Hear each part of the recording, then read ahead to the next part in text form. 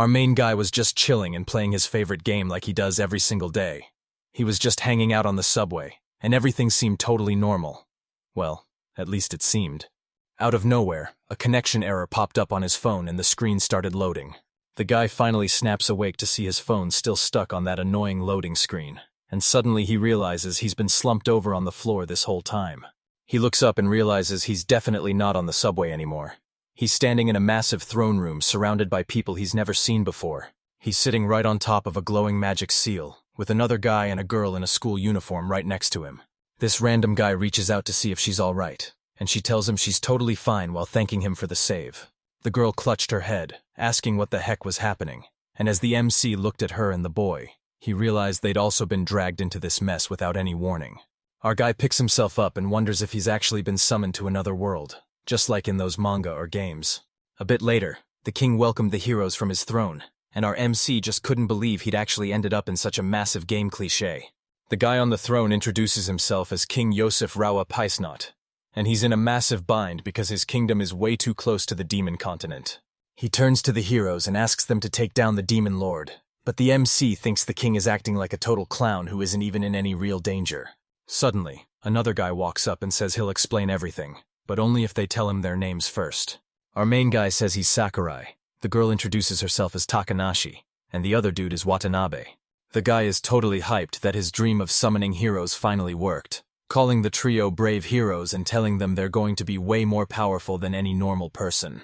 Just like the king said, their kingdom is sitting right on the other side of the demon continent. They need these guys to power up and wreck the demon lord, but Sakurai just smirks and asks if they really think he's that stupid.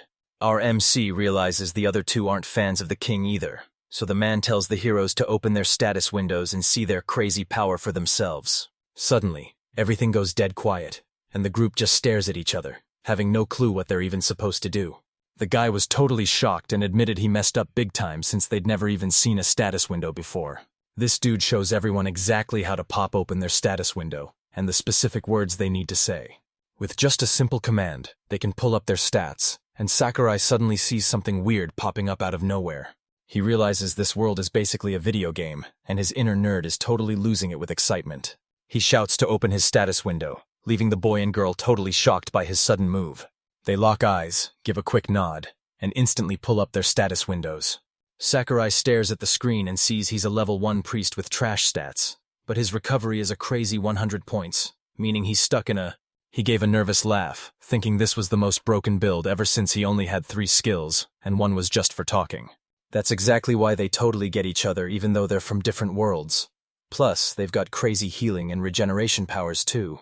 Honestly, those 2 skills are absolute. Since he's a priest, he's actually a healer, and the guy is totally shocked because a healer hero is super rare. There's an elite healer class here called a priest, and the crazy part is he can fix any injury, no matter how bad it is. He gives a nervous smile because he was just aiming out of habit, forgetting that in this world, that's actually the very first thing a priest has to learn. He decides to play it safe and call himself a healer, but the girl reveals she's a sorcerer, which totally shocks the guy since that's a super high-level magic class.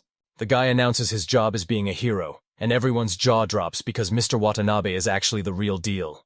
Sakurai totally gets him and knows this is a massive mess, but let's be real. Out of the 3 of them, he's definitely the least heroic. The guy mentions one last thing. Every time they level up, they can boost their stats however they want, so they better not forget. Watanabe asks if he can actually level them up himself, then asks to use their 50 points, but he's totally stuck on which stats he should even pick. Sakurai checks his status window, and the guy asks Watanabe if he still has his glasses, bragging that it's a gift from the gods because he's a hero. Normally, you have to level up to get points, and Sakurai realizes it's just like a video game where you spend them to boost your attack, defense, magic, and healing.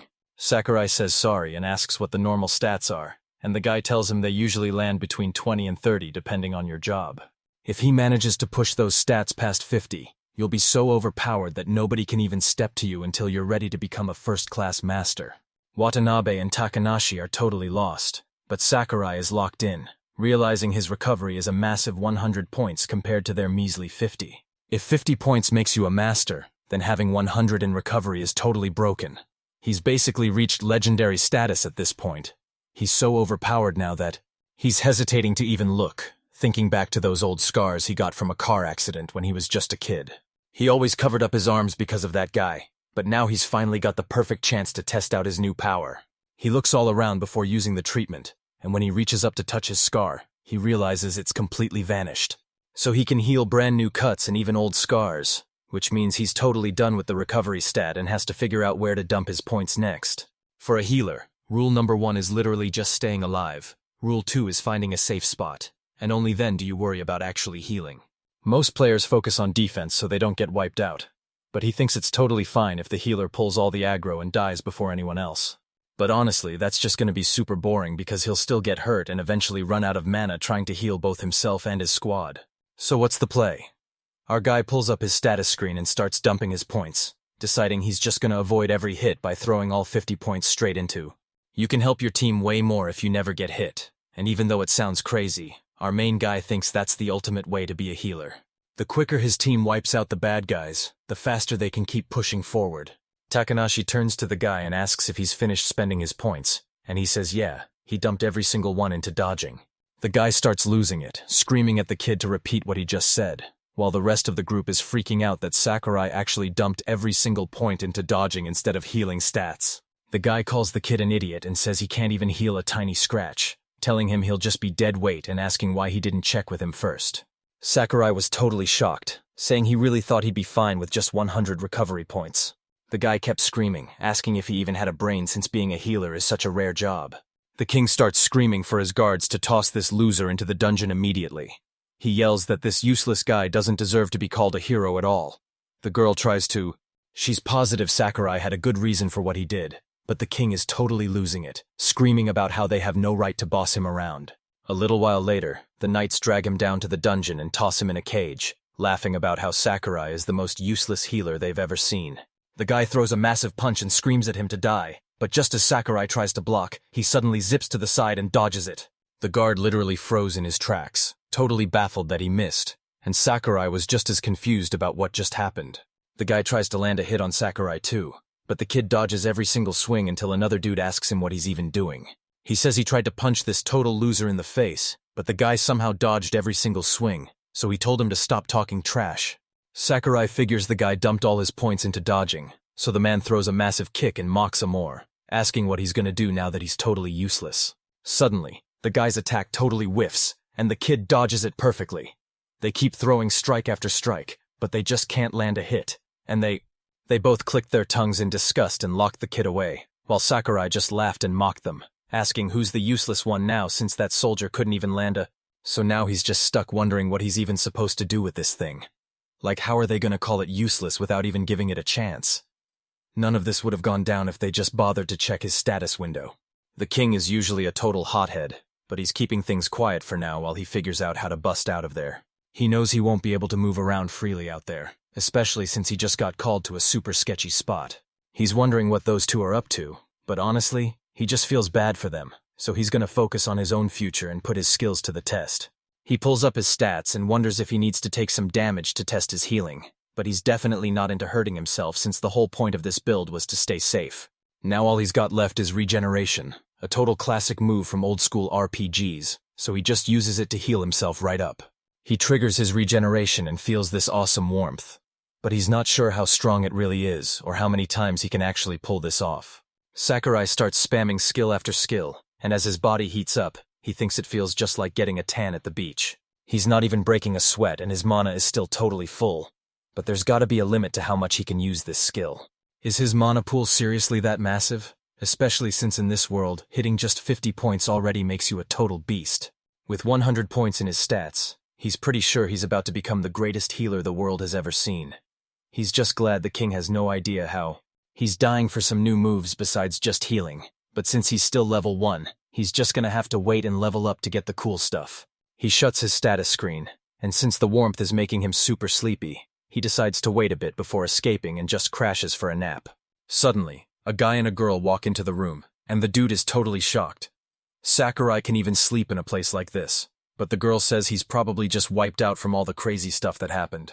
The guy just laughs and says he's got nothing to say, but then the girl wakes him up and calls him a total sleepyhead while he rubs his eyes. Sakurai wakes up and greets Watanabe and Takanashi, noticing the guy is decked out in a knight's uniform while the girl is wearing a super pretty dress. The guy tells them the king is finally letting him out of jail, so they need to bounce right now, and Saccharisse just smiles and thanks them for everything. These three just got warped into a crazy new world where life works exactly like an RPG with levels, and when Watanabe asks the kid if he's doing all right, Sakurai says he's totally. They walk into the room and the guy is totally blown away by how much everything shines, especially with the king's portrait on the wall. But Watanabe just apologizes and says the whole place is kind of annoying. Sakurai thinks the designer is totally out of his mind, so Watanabe suggests they sit down to go over what they know, and the young guy tells Sakurai he can pig out on all this. They were summoned here to take down the evil demon lord, or at least that's what everyone claims, and the king promised to send them right back home once the job is finished. They'll be dropped right back where they started like nothing even happened. But Sakurai thinks that sounds way too suspicious, while the girl just smiles and says they chose to live the high life. Watanabe thinks it's super sketchy to trust total strangers with this mission, warning that even if they beat the demon lords, they might never actually let them go back home. Sakurai was low-key stressed the guys would actually fall for the king's weird story, but as everyone shakes hands, Watanabe just brags that he's way too smart to be fooled like. Sakurai realizes these guys are his real squad, so Watanabe tells him to just call him Ren. The girl says she's down to be called Ruri, and Sakurai tells them they can call him Hiroki. Sakurai sees these guys as his true squad, and even though they've only ever gamed together, he's hyped to finally meet them in person and hopes they'll actually vibe.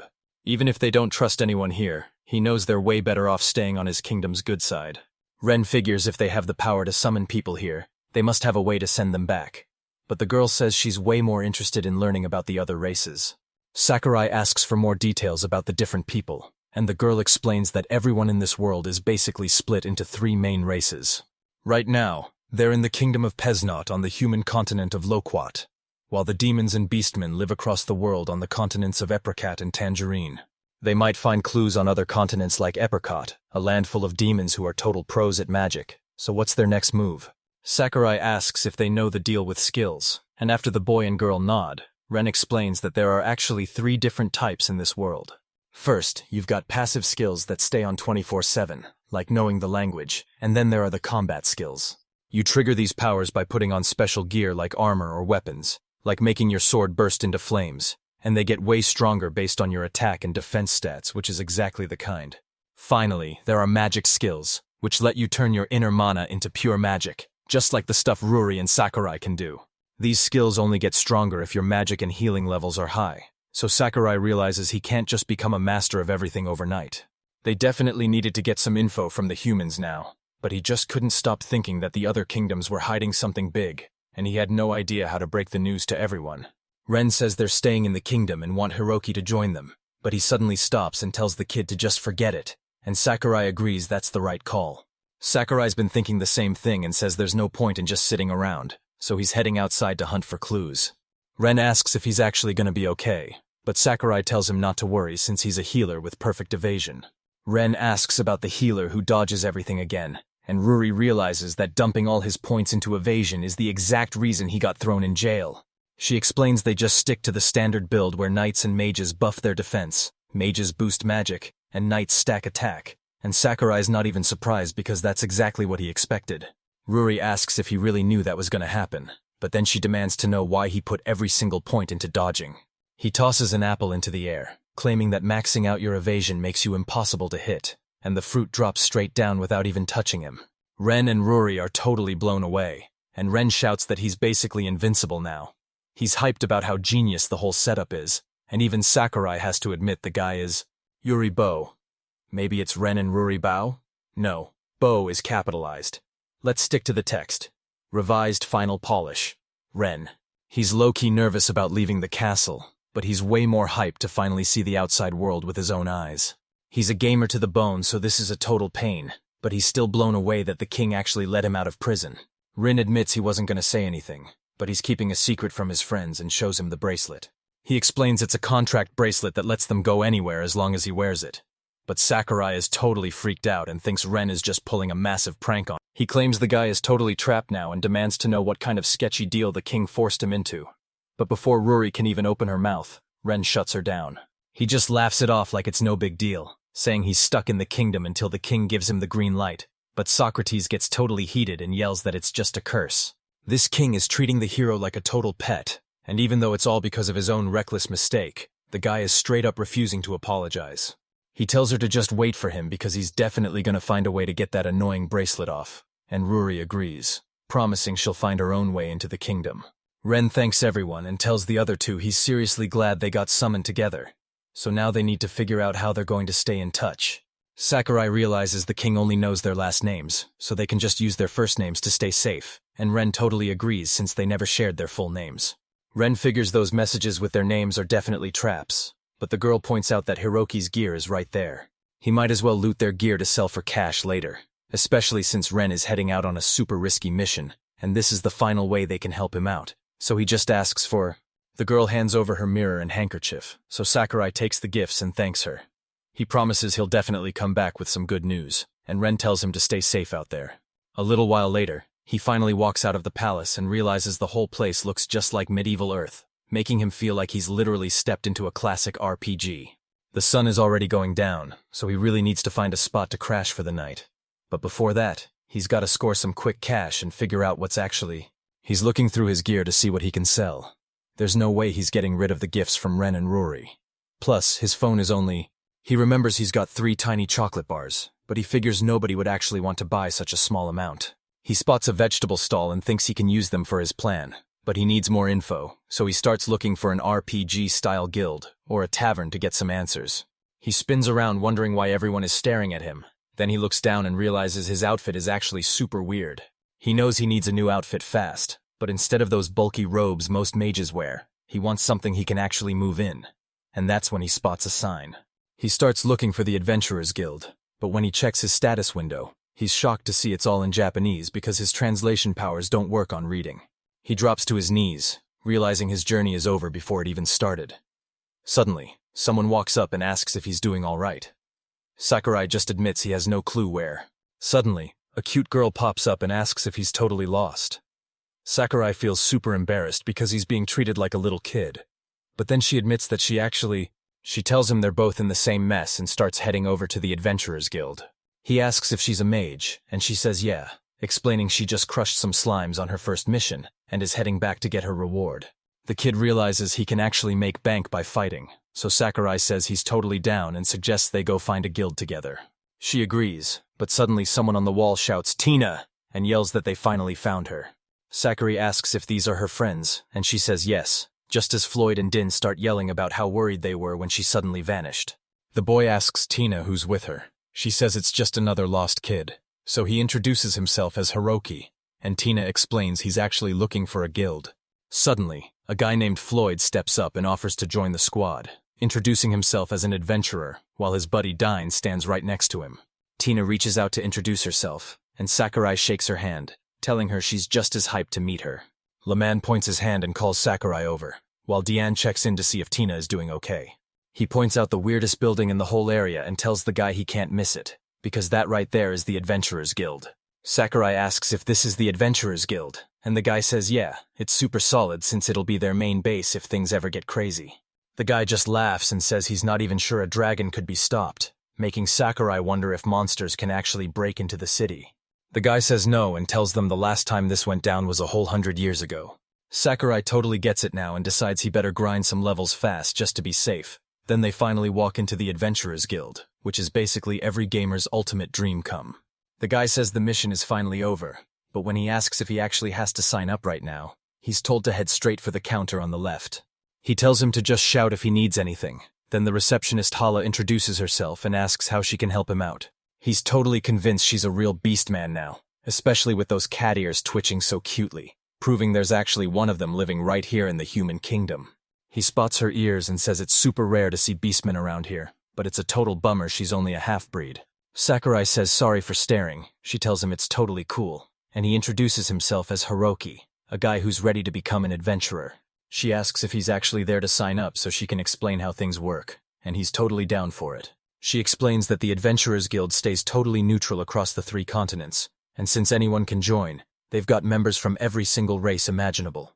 Sakurai asks if demon adventurers are actually a thing here, and the girl tells him they totally are. She tells him that once he's officially registered, he can grab as many quests as he wants right off that wall over there. The guy admits he can't even read, but she tells him not to sweat it since he can just get help with his work at the counter like everyone else. She warns him to be super careful about which missions he picks, because plenty of people have died by taking on way more than they could handle. He realizes she's totally right because even if this world feels like a video game, dying means it's game over for real. So she tells him he's ready to sign up, and Sakurai agrees. She hands him a form and tells him he's got to fill it out and cough up a 3,000 lot fee. Sakurai's totally caught off guard thinking it's going to cost him, but the girl realizes she forgot he can't read and offers to fill out the paperwork for him. He realizes this isn't going to be as easy as he thought, so he quickly cooks up a lie, telling them he's just a broke kid from the village who needs to sell. She says the guild is totally down to buy his stuff and asks what he's got, but then she spots this super bright package they've never seen before, and he tells her it's called chocolate. She says she's super sorry, but getting cash for this is going to be a struggle, so the guy asks if she just wants to try a chocolate bar instead. He tells her if she likes it, she can have the rest for a small fee, but if not, it's totally free. So she decides one chocolate bar is worth the risk. She takes a sniff of the chocolate and says she's never smelled anything like it. But even after picking it, she feels absolutely nothing. Suddenly, she starts shaking like crazy and says it's totally insane, while Sakurai just smiles, glad she actually liked it. She says the chocolate bar melts the second it hits her tongue, and it's got that perfect mix of bitter and sweet. She agrees to the deal and says she'll cover the registration fee and buy the rest, so Sakurai thanks her for the massive help. She asks about his class and fighting style, and he tells her he's a healer who dumped all his points into recovery and dodging. She's filling out his healer paperwork, but her pen starts shaking the second he mentions his evasion stats, and she has to ask if he's actually for real. Sakurai tells her not to sweat the healing, and she mentions how the boy said he's a healer who dumped all his points into evasion, so she apologizes for being rude and asks if The guy says he's finally free, and the whole reason he showed up was to find some new allies to join him. She's worried that nobody here is going to want him in the group, and the guy is totally shocked to hear that. She says that healers who don't put points into recovery are basically trash, and since everyone knows it, nobody even wants them on their team. The guy brags that an evasion healer is the ultimate build, and even though the girl warns him to run away while he still can, he just ignores her and signs up for the LLB anyway.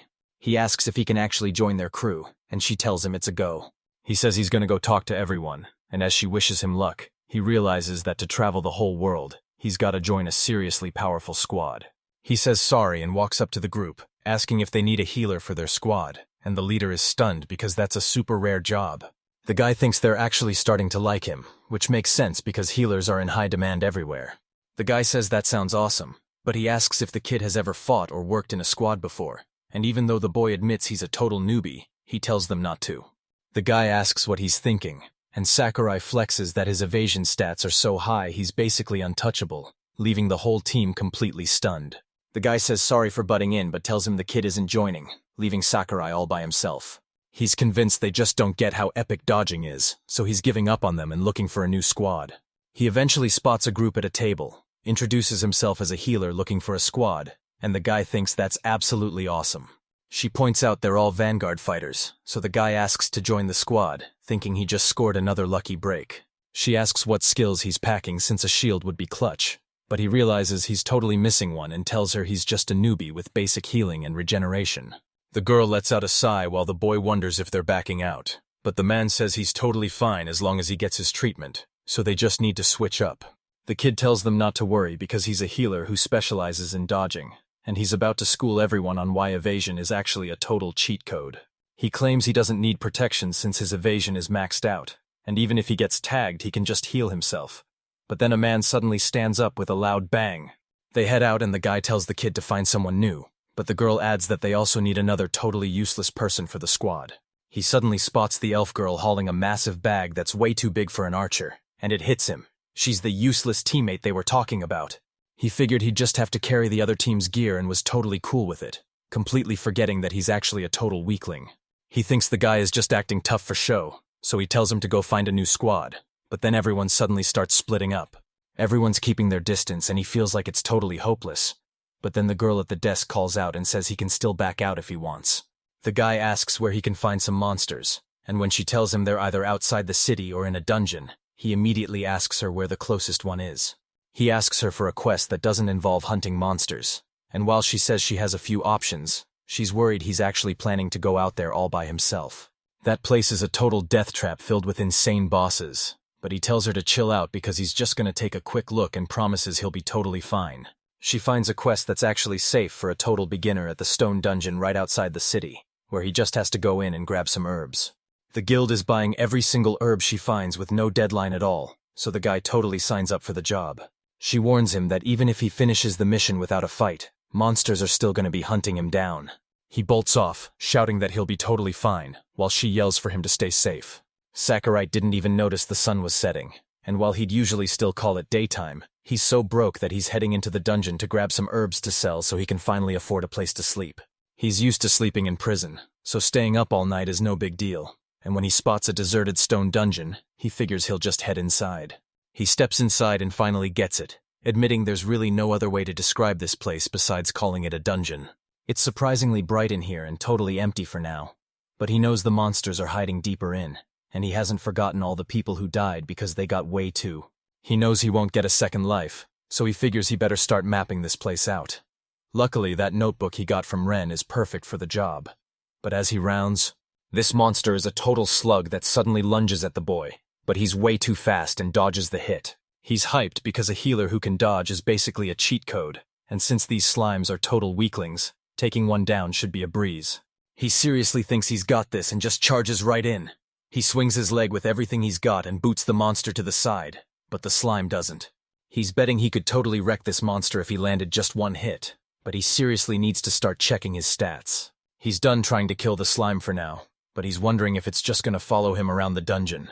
Suddenly, he spots two slugs and figures he's totally fine if he just ignores them, doubting they'll even mess with him while he's busy picking herbs. He needs a place to stay and some fresh gear, so he's gotta stack some serious cash before his adventure even starts, which means hauling a massive pile of this weed just to make ends meet. Those slugs just keep coming at him forever. His body is basically on autopilot, dodging every single hit. He's so locked in that he doesn't even notice they're attacking him anymore. He asks if they're really stuck on this floor, because if the monster can't leave, this is gonna be way easier than he thought. He pushes as deep as his dodge skill can take him, but the second he hits the next floor, these weird mouse creatures come out of nowhere and jump him. Wolf monsters jump him on the 3rd floor. Things get even crazier with mixed groups on the 8th, and then he finally spots the herb the girl mentioned. She pulls out a plant guide and explains that 2 types of herbs grow in this dungeon. There are basic painkillers, and then some super rare medicinal ones that are worth way more. He grabs the plants and spots a different kind growing further away, so he decides to head even deeper. He hits the 10th floor and man, this place looks epic, so he's hoping there's way more grass for him to grab here. The second he says it, he finds a massive stash of healing herbs and realizes he just hit the jackpot. Suddenly, a massive crash rings out, leaving him torn between running for his life or trusting his skills to sneak over and investigate. He finally realizes he can't just turn tail and run, but he still needs to watch his step. He won't learn until he actually gets hit, so he keeps pushing forward. He realizes this monster is on a whole different level, looking just like a massive, terrifying horned bear. He risks it all and charges straight at the bear, who starts swinging at him, but he totally knew he'd end up in this mess the second he picked dodge as his weapon. The beast takes a massive swing but totally whiffs it, and even after a ton of attacks, the guy just keeps dodging everything, leaving the monster completely confused why it can't land. Sakurai says this is a total shocker because he never thought it would be this easy. He cracks his neck and gets back to picking herbs, realizing each bundle is worth 1,000 lots, and he's about to make some serious bank on this easy job. He knows a real fight wouldn't be that simple, but since these 20 bundles of grass can pay for a room, he figures it's a totally fair trade. He looks up and sees 5 horned bears who are totally confused because they can't land a single hit on him. He tries to bolt, yelling that this isn't funny anymore, because even if they can't touch him, he's still totally freaked out. Suddenly, he spots a door and thinks it's either a room full of loot or the entrance to the boss fight. He almost turned back, but he'd already promised himself he wouldn't.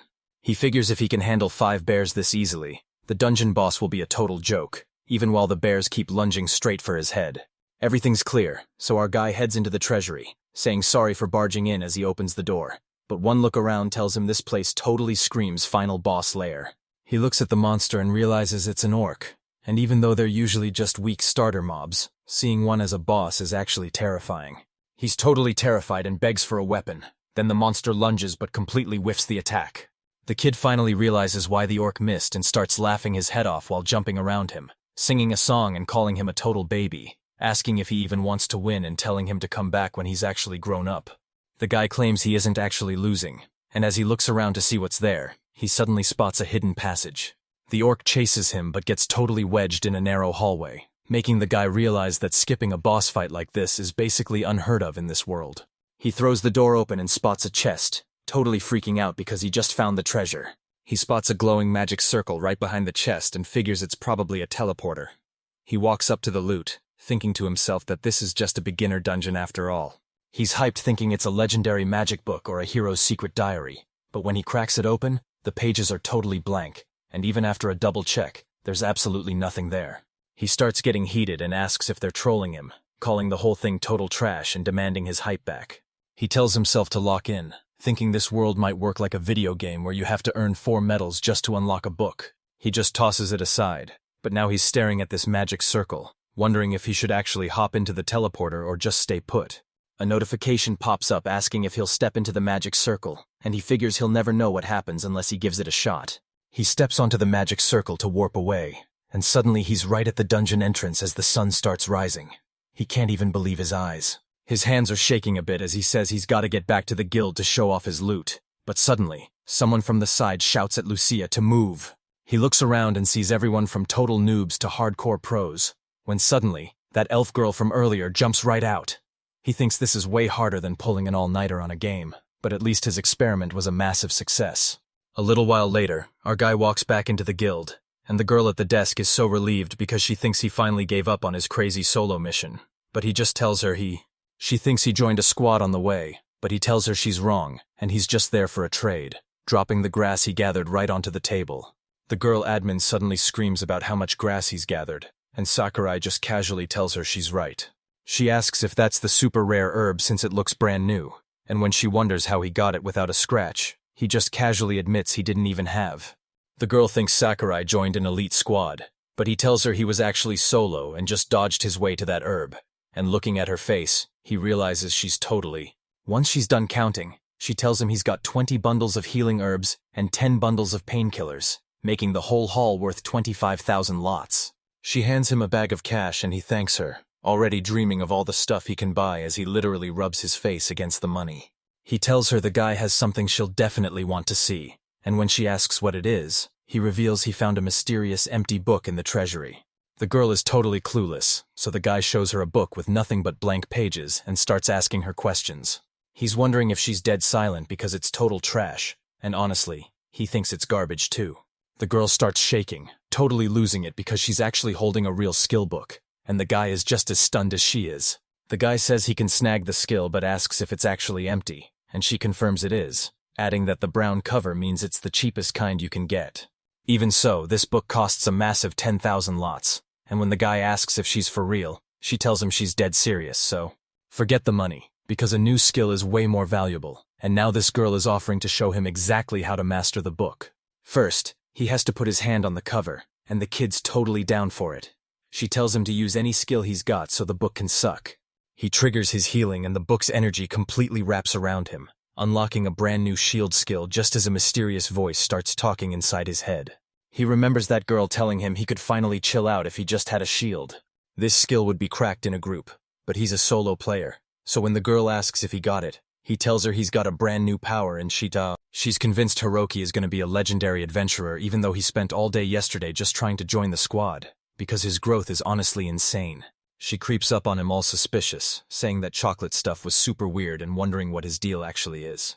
He knows he's actually a hero summoned from another world, but he can't let that slip, so he just says he's a regular kid from a nearby place called Japan. He tells her it's time to bounce and thanks her as he leaves, while she lets him know he can always come back if he needs some solid advice. Before hitting the hotel, he wants to try one more thing after catching a whiff of something that smells amazing. Out of nowhere, the shopkeeper asks if he's actually hungry, and tells him he's got some fire chashlik ready to go. The kid admits he's totally starving after being stuck in that dungeon all night with no food or water, so he decides to grab a few kebabs. The vendor says one shashlikos is 300 lata, so the guy orders 3 and starts scarfing down the juicy meat like crazy. He tells the guy these spices make the meat taste insane, and since the food is straight up delicious, the man just laughs and says he's totally right. He looks around the street and realizes the whole place is basically a market, so he hits up another ant and drops 300 lots for some juice. He plops down by the fountain to catch his breath for a second. Looking around at the crowd, he remembers the guild girl telling him that almost everyone in this place is actually human. She says beastmen are super rare here, and he figures it's just because humans run the show, but now he's wondering if other kingdoms are actually more mixed. The guy grins, realizing he's finally in another world, and he's super hyped to see who lives here, especially if there are any high elves. Wait, that girl hauling all those heavy bags was actually an elf, but he's not so sure he believes it yet. He's definitely going to get some answers if they cross paths again, but for now, he pulls up his status screen and spots a crazy new skill. He's dying to see what it can do. He heads back to the stall to return his mug and say thanks, but the lady there can't help but notice how weird his clothes look. He looks down at his shirt and says it's from back home, but he's already thinking he seriously needs to go shopping for a new look. He walks up to the lady to ask for some plain clothes, and she says they'll look awesome on him since he's still so young. He checks the clothes and thinks the fabric is kind of thin, but they'll work for just chilling, so he asks for another bag, and the lady says the total is 2,800 lots. After a while, our guy decides to test his skills, so he heads out of town and spots a slug, thinking it's the perfect target to start with. He realizes they haven't changed a bit and are still super upbeat, so now he wants to turn them into his personal pets. The guy pops his new shield skill and starts glowing, basically daring the slimes to hit him, but their attacks don't even come close. He keeps dodging every attack, so he hasn't even had a chance to test his shield yet. Now he's starting to wonder if this thing is even going to be useful. Plus, he's counting on his shield to hold up until someone actually hits it, wondering if there's a real challenge nearby. But then he hears a noise and figures it's just some total noobs. He spots a guy and a girl and realizes it's actually Tina and Dine. But now he's stuck wondering what to do about Floyd since the dude is nowhere to be found. Dine swings his sword and misses, the girl fires back with a blast of magic, and Sakurai's over here thinking it's just a practice round. He can tell they're grinding for levels, but he wonders if they're overdoing it since he doesn't actually know the rules of this world yet. The slug lunges forward and slams right into Dine, knocking him flat on the ground while Sakurai watches in total shock. But as the monster turns to attack Tina, Dine knows he has to save her. Out of nowhere, a glowing shield pops up around the girl, and the slug bounces right off, leaving her shocked while the boy realizes his power works on other people too. Dine screams for her to attack, so she summons her fire powers and totally roasts that gross slug. Dane lets out a huge sigh of relief that they actually pulled it off, and now he says it's time to sneak away quietly. Suddenly, the girl spots something glowing in the bushes and calls out for Haruki, who steps right out into the open. She realizes he's the one who actually saved them and gives. The guy says hi to the girl, feeling so relieved he actually saved them, and when Den tells him to just use their names, he asks if they're really okay with that, but Tina's totally down. The voice says it might be a bit awkward since he's older, but he tells them to just call him Hiroka. Dine wonders if they're all around the same age, but he's 15, Tina's 13, and Sakurai reveals he's already 19. Everyone's totally shocked, and Sakurai's stressed because he looks way too young for his age, while Dine admits he's blown away since they're the same height, and he totally. Dine starts screaming that Hirokia is in serious trouble. Tina yells that 3 slugs are closing in on him, and Dini can't believe he's just standing there instead of running or fighting back. Hiroki says he's going to be totally fine. Suddenly, Dini screams at him to look behind him, but the slug's attack completely misses its mark. Dini and Tina are left. Everyone's wondering if the slug just missed, but Sacrifice says it totally dodged, and while Dine sees it swaying and isn't so sure, the boy confirms it's definitely dodging. The kid says he even scored a skill book from the whole thing, and they immediately asked if that was even possible. Feeling totally awkward, the guy asks for help taking them out because he's just not strong enough, which really gets on his nerves. But Dean finally snaps out of it and says Haruki thinks this is awesome, and says that if they take them out, it'll be a massive help for him. Dine and Tina eventually helped Pierogi wipe out the slimes, and it totally proved that having a team is the best, so now he's hyped to start his own squad ASAP. They finally finished off the last of the slimes, and while Sakurai told everyone he was super glad he ran into them, he was also pretty bummed that he couldn't land a... The guy checks if she's okay and offers to heal her, but Tina says she's totally fine without a single scratch thanks to his shield, though she's completely drained from using up all her mana. He figured spamming all those skills would just burn them out, so he told the group it was time for a quick break. Sakurai complains that the shield is a huge hassle because it glows the second he turns it on, but Tina thinks he was just in a rush and forgot to set it up right. He asks about her settings, and Tina explains she can control her spell's power just by changing how much mana she pumps into them. He asks about his shield, and she explains that it usually tanks 5 hits, but if he lowers that count, the shield becomes way stronger. He gets the idea and decides to go for it, picturing a stealthy shield for him and Antina that can tank 5 hits without any flashy light. And the second he activates it, he sees that the glow is officially gone. The girl asks if it's cool for him to protect her with the shield too. The guy wonders what the big deal is. She tells him. Sakurai says it's all good, but Dane thinks this kid is seriously weird. Sakurai asks why, and Dean tells him that even though he's way stronger than them, he's still totally clueless about the basics. The kid lets out a massive yawn and agrees with Dain, claiming it's the biggest one he's ever done since he hasn't slept a single wink since yesterday. Sakurai was about to go find a place to crash, so Diane told him he had to stay at the Shooting Star Inn because the rooms are super clean and the food is seriously top tier. He says they're crashing there too, but Floyd is probably still passed out from drinking since he's basically the definition of a total mess. Sakurai says this is awesome and asks why they're still just sitting there, so he tells Tina to hop on his back and they head straight for the hotel. She gets super embarrassed and insists she's totally fine, saying they actually just wanted to hunt a little longer. The guy says she's totally out of magic, but Tina tells him she actually recharged a bit while they were taking a breather. The guy decides to head out first and tells her to meet him at the hotel, and Tina says she'll see him there. After a bit, Daini admits Hiroki is a total beast, and the girl totally agrees, saying she's never seen anyone fight that crazy before. Later that night, Tina and Dine finally make it back to the Falling Star Inn, and by the next morning, Floyd is already dragging them off on a brand new adventure. Just then, the guy finally wakes up and heads downstairs to greet everyone, while the lady cleaning up the dishes jokes that he was totally out cold. Sakurai is positive he crashed in the morning, so he's confused why it's still noon, but the woman reveals he actually slept the entire day away. The guy realizes he should have known he'd feel this powerful, while the girl reminds him he was totally wiped out yesterday. The lady brings over his free breakfast, and Sakurai straight up says he looks delicious. He starts scarfing down his breakfast and says it's the best thing he's ever tasted. But then the lady asks if he's actually Floyd's friend. The guy agrees and thanks them for being so chill, but the woman says it's easy since Floyd is a total pain, so he asks if Floyd's group actually stayed at this hotel. The lady tells him those guests were staying at the hotel, but they literally just left, and since she heard he's the new guy in town, she hooks him up with an extra plate of food She tells the guy to stop being shy and just ask her for help whenever he's confused, promising she's got his back no matter what, and he gives her a quick thanks. The guy asks where he can find some gear, and she tells him she knows the perfect spot, asking for a minute to sketch out a map for him. He tries the dessert and says it's incredible, then he heads over to a famous shop and is totally blown away by how awesome the building looks.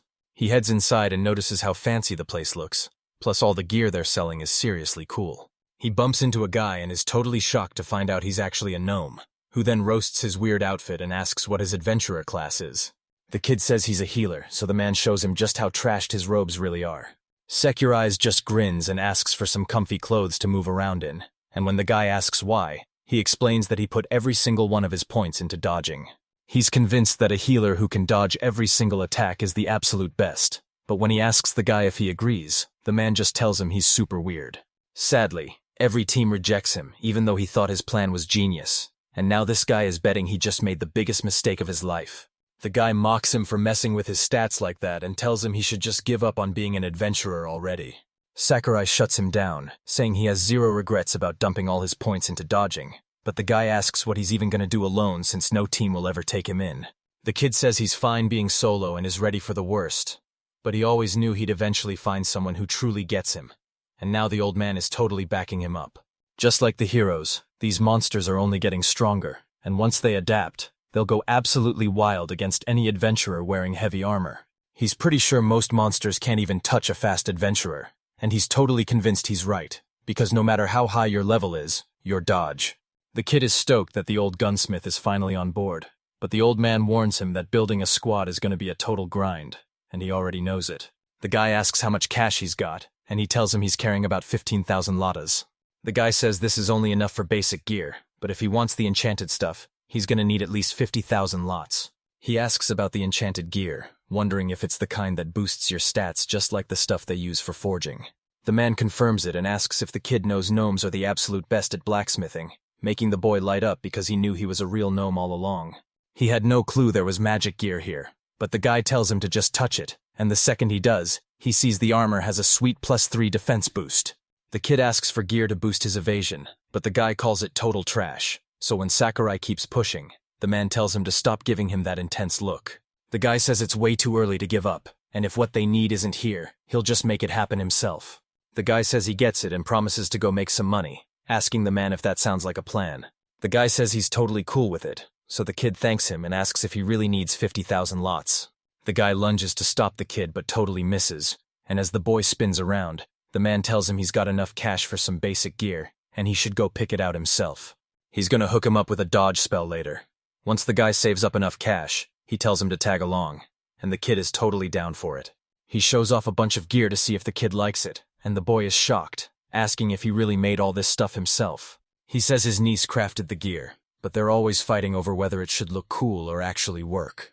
The kid spots the suit and asks for the price, and even though it's normally over 15,000 lottos, the guy offers a sweet discount that makes him super hyped. The guy tells him to try it on, and it fits so perfectly that he laughs, saying the kid doesn't look like a healer at all. The kid says he's sorry and doesn't want to lie about his class, but then he goes right back to faking it as a healer when he's actually a priest. He gives the guy a quick thanks and heads back out to gather more herbs so he can finally stack some cash. The guy asks about the herbs and if he's getting them from the slime cave. But when Sakurai says yeah, the man is totally shocked he didn't even know where he was.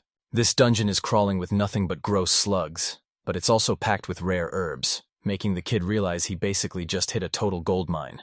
The guy says everyone thinks that at first, but the slugs swarm in such huge numbers that you won't even have time to grab any herbs. The kid thinks it sounds awesome, and asks exactly where the dungeon is, so the guy agrees to tell him but warns him not to go looking for trouble. Every year, new guys end up dead there, and when the kid looks totally shocked, the man tells him he should probably just give up on the whole idea. The kid says he'll be totally fine since he's a pro at dodging, and while the guy admits he's got guts, he still warns him to stay right by the entrance while picking herbs. He hands over the cash and the guy thanks him for the buy, but then the man's eyes land right on the jewelry. The guy asks if he's looking for accessories, but the kid says no, and asks if he has anything for making contracts instead. The guy apologizes and says it's super hard to find stuff like that, but when the kid explains he just wants to break a contract, the man admits he's never even heard of that being possible. The sad-looking guy thanks him and says he's heading to the slug cave, while the man warns him to remember his advice and stay far away from the entrance. He spots some signs that look like warnings, but since he can't read them, he just thanks the locals and finds the cave easily, even though there are a ton of them.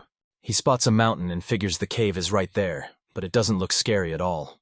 They spot wild animals drinking from the river while slugs splash around nearby, and the guy mentions how easy it is to see everything before deciding it's time to head back inside. He heads into the first-floor slime cave and finds a whole pack of them instantly. The slimes try to jump him, but they can't land a single hit. They have no clue how. He looks around and sees herbs everywhere, so he starts grabbing them all, realizing that dwarf guy wasn't lying. This really is the ultimate spot. He definitely wasn't lying about the numbers, and as he looks around, he spots 5 slimes already surrounding him and jumping in for the kill. He rubs his chin, realizing he only found some painkiller herbs on this floor, and starts wondering if he should just head down to the next level. He remembers the warning to only pick grass near the entrance, and even though he wants to keep his word, he knows he'll never hit the jackpot if he just stays in the safe zone. He needs a massive 50,000 lots to enchant his gear, and while he's safe for tonight, he's totally broke for tomorrow, and there's no way he's making that kind of bank just by picking basic herbs. He scored a massive deal on his new clothes, but now he's completely flat broke. He looks inside his bag where all his money should be, but it's totally empty. He's got no choice but to head down to the floor with the healing herb, and luckily those slimes can't follow him to the next level. He heads down to the floor to grab that healing herb sitting right by the stairs.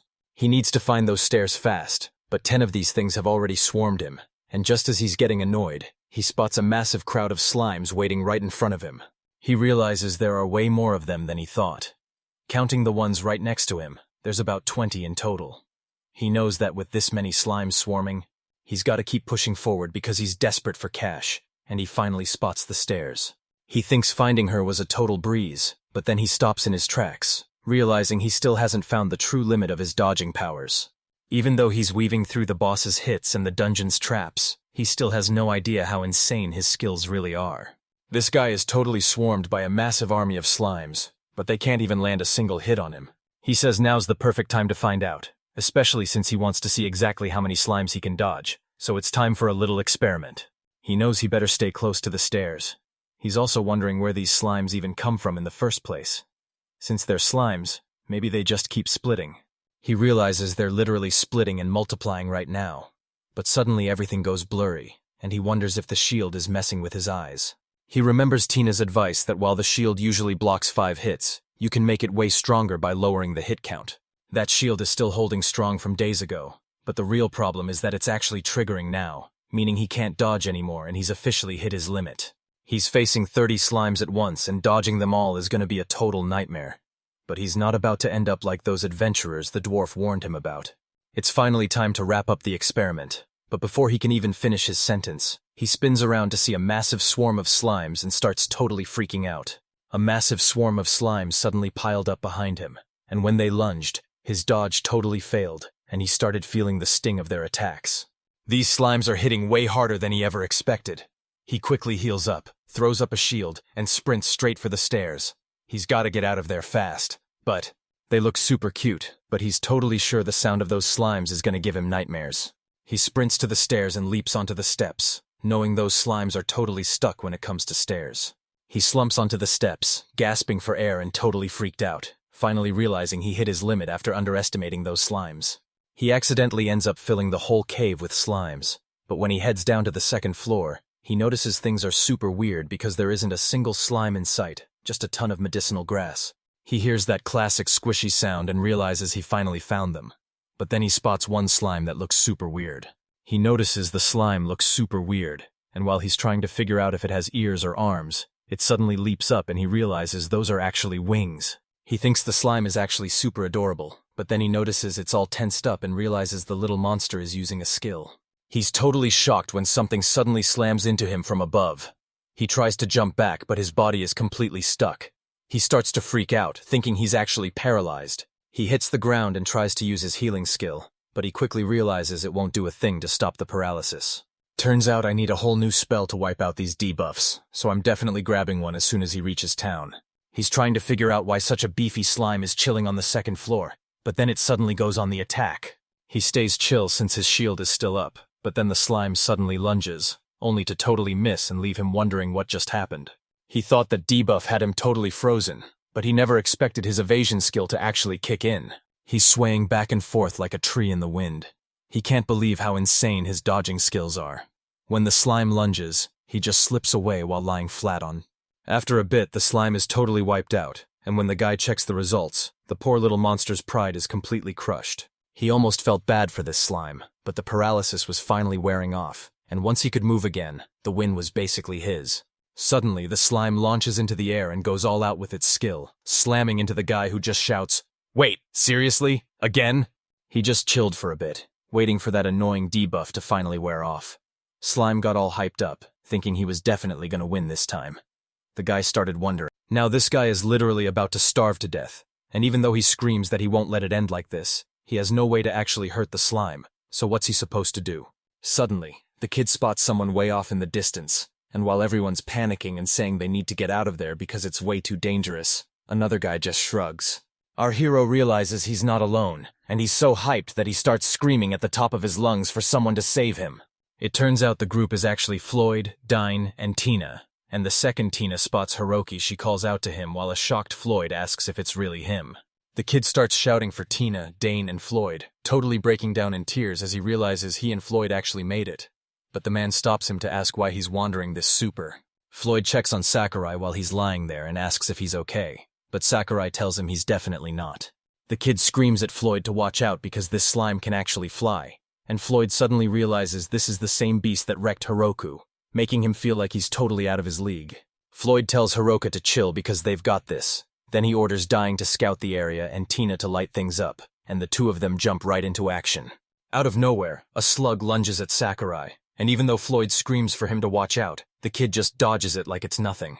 Floyd froze in shock, having no clue how he actually dodged that.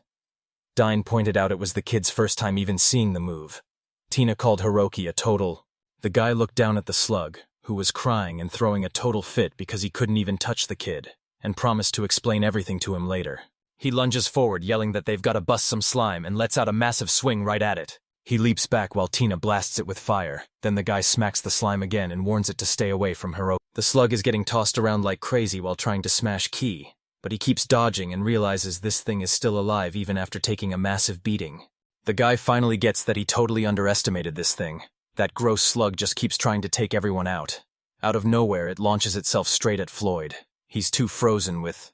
Hiroki watches it all go down and triggers his healing powers, surrounding Floyd in a warm light as the man thanks him for patching him up. The guy lunges at the slime and lands a massive hit. It gets sent flying across the sky. It slams into the dirt and doesn't move an inch. That flying slime is...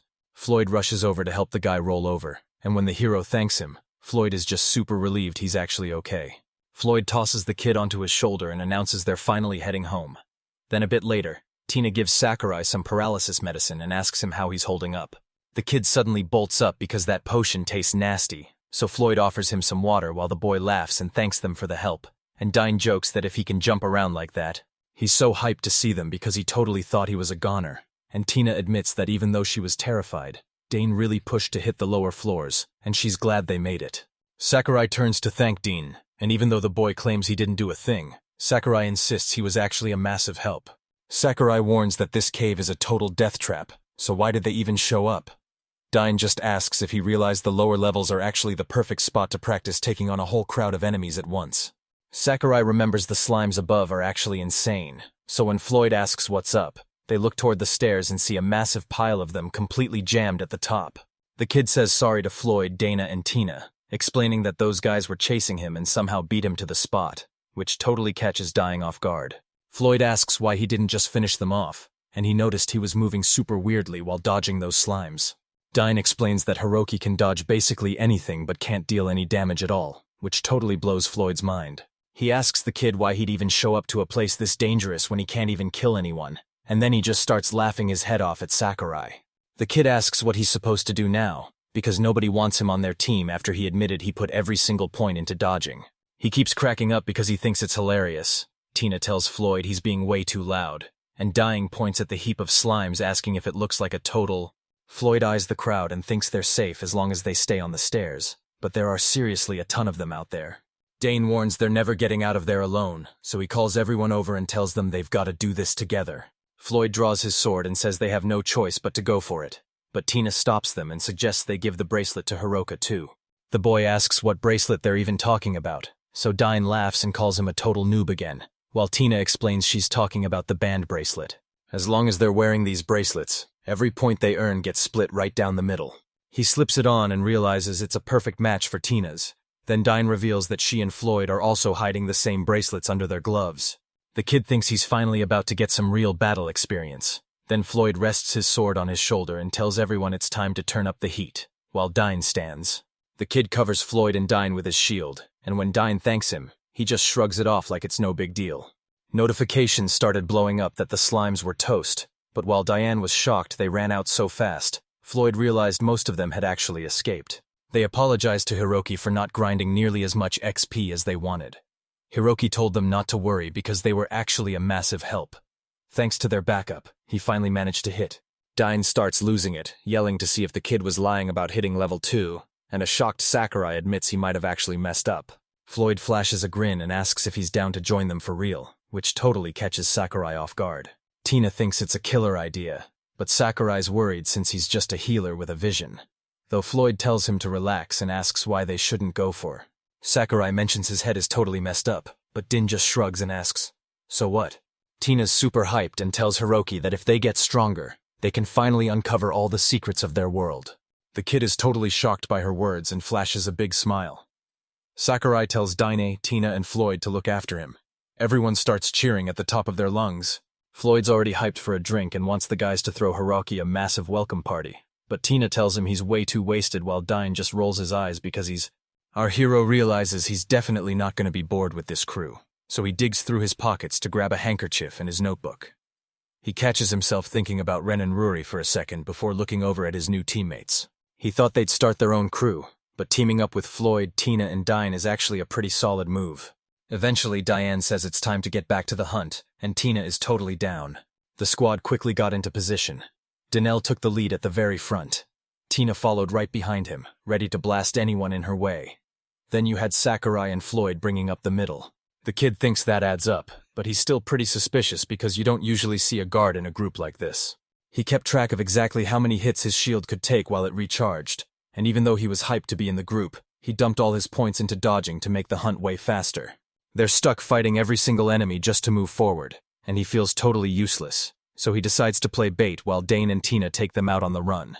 Sakurai calls out to Dane to see if he's getting tired and offers to swap places so he can move on ahead. Dane warns him it's way too dangerous, but the kid reminds him he can dodge literally anything, so Dane tells him to relax and just leave the rest to him. Dane tells Hiroki to listen up because being the vanguard is his job, so even if he can dodge, he still has to protect the whole squad, and then he asks if the kid really... Sakurai says he gets it, but Floyd thinks the kid is totally out of place in such a high-level group, making Sakurai let out a super nervous laugh. They already saw how cracked his shield and dodging are, but they're still acting like his whole build is trash, which is exactly what he expected. The guy felt something weird and jerked his leg up without even thinking. He was totally shocked by his own reaction. Turns out a slug was actually trying to hit his leg, but totally. He's blown away that the kid can dodge literally anything, but the guy just laughs and calls the slug Monsieur, telling him he's being way too clingy for someone he barely knows. Dine spots the danger and warns the kid to watch out, but the guy is already lunging at him with his sword. Dine demands to know what Hiroki is up to and tells him to stay out of it. But when Sakurai mentions Tina is also in the rear guard, Dine says that's totally obvious. Just then, the slug lunges at Tina and she screams, so Sakurai yells for the guy to look over as he sprints to save her, telling her to watch out while Sakurai warns him to stay. Sakurai tells Tina she's gonna be okay since he shielded the whole group, and when the slime lunges at her, it can't even leave a scratch. Floyd tells Dine he just needs to chill for a second. Dine admits, having a healer is a total lifesaver, and while Tina calls Hiroki a legend, the shy guy just blushes and says it's really no big deal. Sakurai warns them that the slimes aren't done yet, and they have to keep their shields up, while Tina and Dine are totally shocked by Floyd's massive size and creepy grin. Later that night, a shooting star suddenly appears right inside the hotel, and the guy just slumps onto the table, saying he's totally wiped out. Dine was slumped on the table, apologizing to Hiroki because he just couldn't fight at his full power for some weird reason. Sakurai isn't even surprised they're still fighting, so he gives a quick apology and tells Daini he's gotta try way harder next time. Dining yelled that he'd give it his all next time, but Sakurai told him not to push it too hard since he's honestly just a really nice guy. Floyd tells everyone to just drop the drama and grab a drink, so after the kid thanks him, Floyd toasts to their newest member Haruki, as they all clink their glasses together. Floyd dares Sakurai to chug his drink, but the kid says he's not allowed to touch the strong stuff yet. Then the tavern lady jumps in to say they have way more than just alcohol, and Floyd is just stoked she finally showed up. Dine shouts that the food is totally worth the cash and Madame is the absolute goat, making Floyd crack up while Sakurai and Tina finally start digging in. Floyd asks if Sakurai's heard the rumors about a hero in the kingdom, and the kid is blown away that people are already talking about Ren. Floyd asks Sakurai if he knows about the kingdom's hero, and the guy says that meeting him is basically everyone's dream. Sakurai realized the rumors about Ren were already spreading everywhere even though they'd only been summoned a few days ago, so he asked Floyd where he even heard the news. Floyd asks if Hiroki is actually into heroes. Hiroki says, yeah, pretty much, and Dine adds that every kid dreams of being a hero anyway. He's keeping it a secret, but he was actually summoned right alongside the hero, and when Dine mentions the hero is busy grinding for levels, Sakurai is totally shocked. He just hit up a super deadly dungeon full of traps and monsters that hit you with debuffs. And Floyd says he even heard the guy got cursed. The kid freaks out when he hears the word curse, and Floyd just hopes the hero actually brought that super expensive cleansing potion. Right then, he passes out cold, and Tina's like, I knew Floyd would crash again. Dying tells Hiroki to just ignore him because the guy is always drinking even though he's a total lightweight. They get right back to the welcome party. Everyone's hyped, and this time they fill their glasses with juice. Later that night, the guy sneaks out of his hotel and heads straight for a creepy stone cave. But why is he going underground in the middle of the night? He finally faced the truth. He was totally broke, and while he was stuck on the ground picking weeds, Ren and Ruri were out there crushing it in high-level dungeons. They got some sweet bonus points when they were summoned and should be totally fine, but since they aren't the type to go looking for trouble, the king must have forced them into this mess. He realizes he's got to level up to get stronger, then remembers he can hit level 2 by the afternoon just by thinking about it. So Sakurai finally pulls up his status screen. He spots his level up and that extra stat point, making him realize that any healer who doesn't go all in on healing is straight up trash. Most people just grind one skill, but you've got to dump 50 points into it if you want to hit that master rank. Maybe that gnome was actually rooting for the stubborn human guy instead of the healer, and he's seriously relieved he kept his secret powers a total mystery. Everyone's gonna think he's a total monster with 150 points in evasion and recovery, so he decides it's time to crank that evasion up even higher. The next morning, the kid heads back to the hotel and finds Floyd nursing a massive headache from the day before. so he says sorry and tells the boy he's taking the rest of. Dine greets the boys, and Floyd heads upstairs, telling her he's leaving everything in her hands. Sakurai thinks Floyd looks like a total wreck and needs help, but Dine says he's always like that and tells them to just get out of there. Tina walks up to our main guy to see if he's doing okay, but he's totally lost, so she just asks if he actually got some sleep last night. Sakurai laughs because he knows he's not getting any sleep, so he asks if they should hit up the guild, but Dine says they're all good and still need to pick up a few. They finally make it to the Capital's Guild, and the girl at the desk is super impressed because Sakurai's grass is top tier as always. She asks if he's checked the notice board yet, telling him there's a message waiting right there for him. The guy asks what message she's even talking about, so she tells him it's from a girl named Ruri, and he finally remembers her and their promise to trade names. Ruri is a high schooler who got pulled into this world with the main character, and since she's such a proper lady, she and Ren decided they had to keep her safe. The girl at the desk reads the letter, calls him dear, and tells him she'll be waiting for him at the Plum Bar in 2 days. The message dropped yesterday, so the meeting is happening tomorrow night. But why is she in such a rush? Did something go totally wrong? Tina asks if he's ready to roll, and he tells her he's already on the move. After a while, the squad reaches a stone cave, and Tina mentions it's their first time heading underground without Floyd. But Dean says they'll be totally fine since Hiroki is with them. He throws his shield up to cover Tina and Dine gives him a quick thanks for saving his skin. He was just here last night, but he's already back to mark the spot on his map when something totally catches him off guard. He spotted a path that was a total shortcut to the stairs, but right then, Dane shouts that he's found something.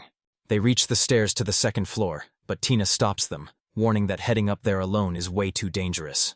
Dan says everything's totally fine and asks to practice yesterday's formation, which leaves the kid completely stunned. He smirks and says they're down, Tina points out. Hiroki is in the same boat, and Diane's hyped, telling everyone it's finally time to move out. Up on the second floor, they ran into those same mice from before, but Dine jumped in and totally crushed them as the defeat notifications started flashing. Suddenly, the guy spots a wild rat charging straight for Tina and Sakurai, so he clicks his tongue and quickly dodges another mouse at the same time. The mouse lunged at Sakurai but totally whiffed, giving Tina the perfect chance to blast it with her fire magic. Sakurai says Dine and Tina are doing awesome, and since they're constantly leveling up their teamwork, he's totally sure they're going to be a legendary duo one day. Dine tells Hiroki they're only moving forward once every single enemy is wiped out, asking him if he's got that straight, right as a notification pops up saying all.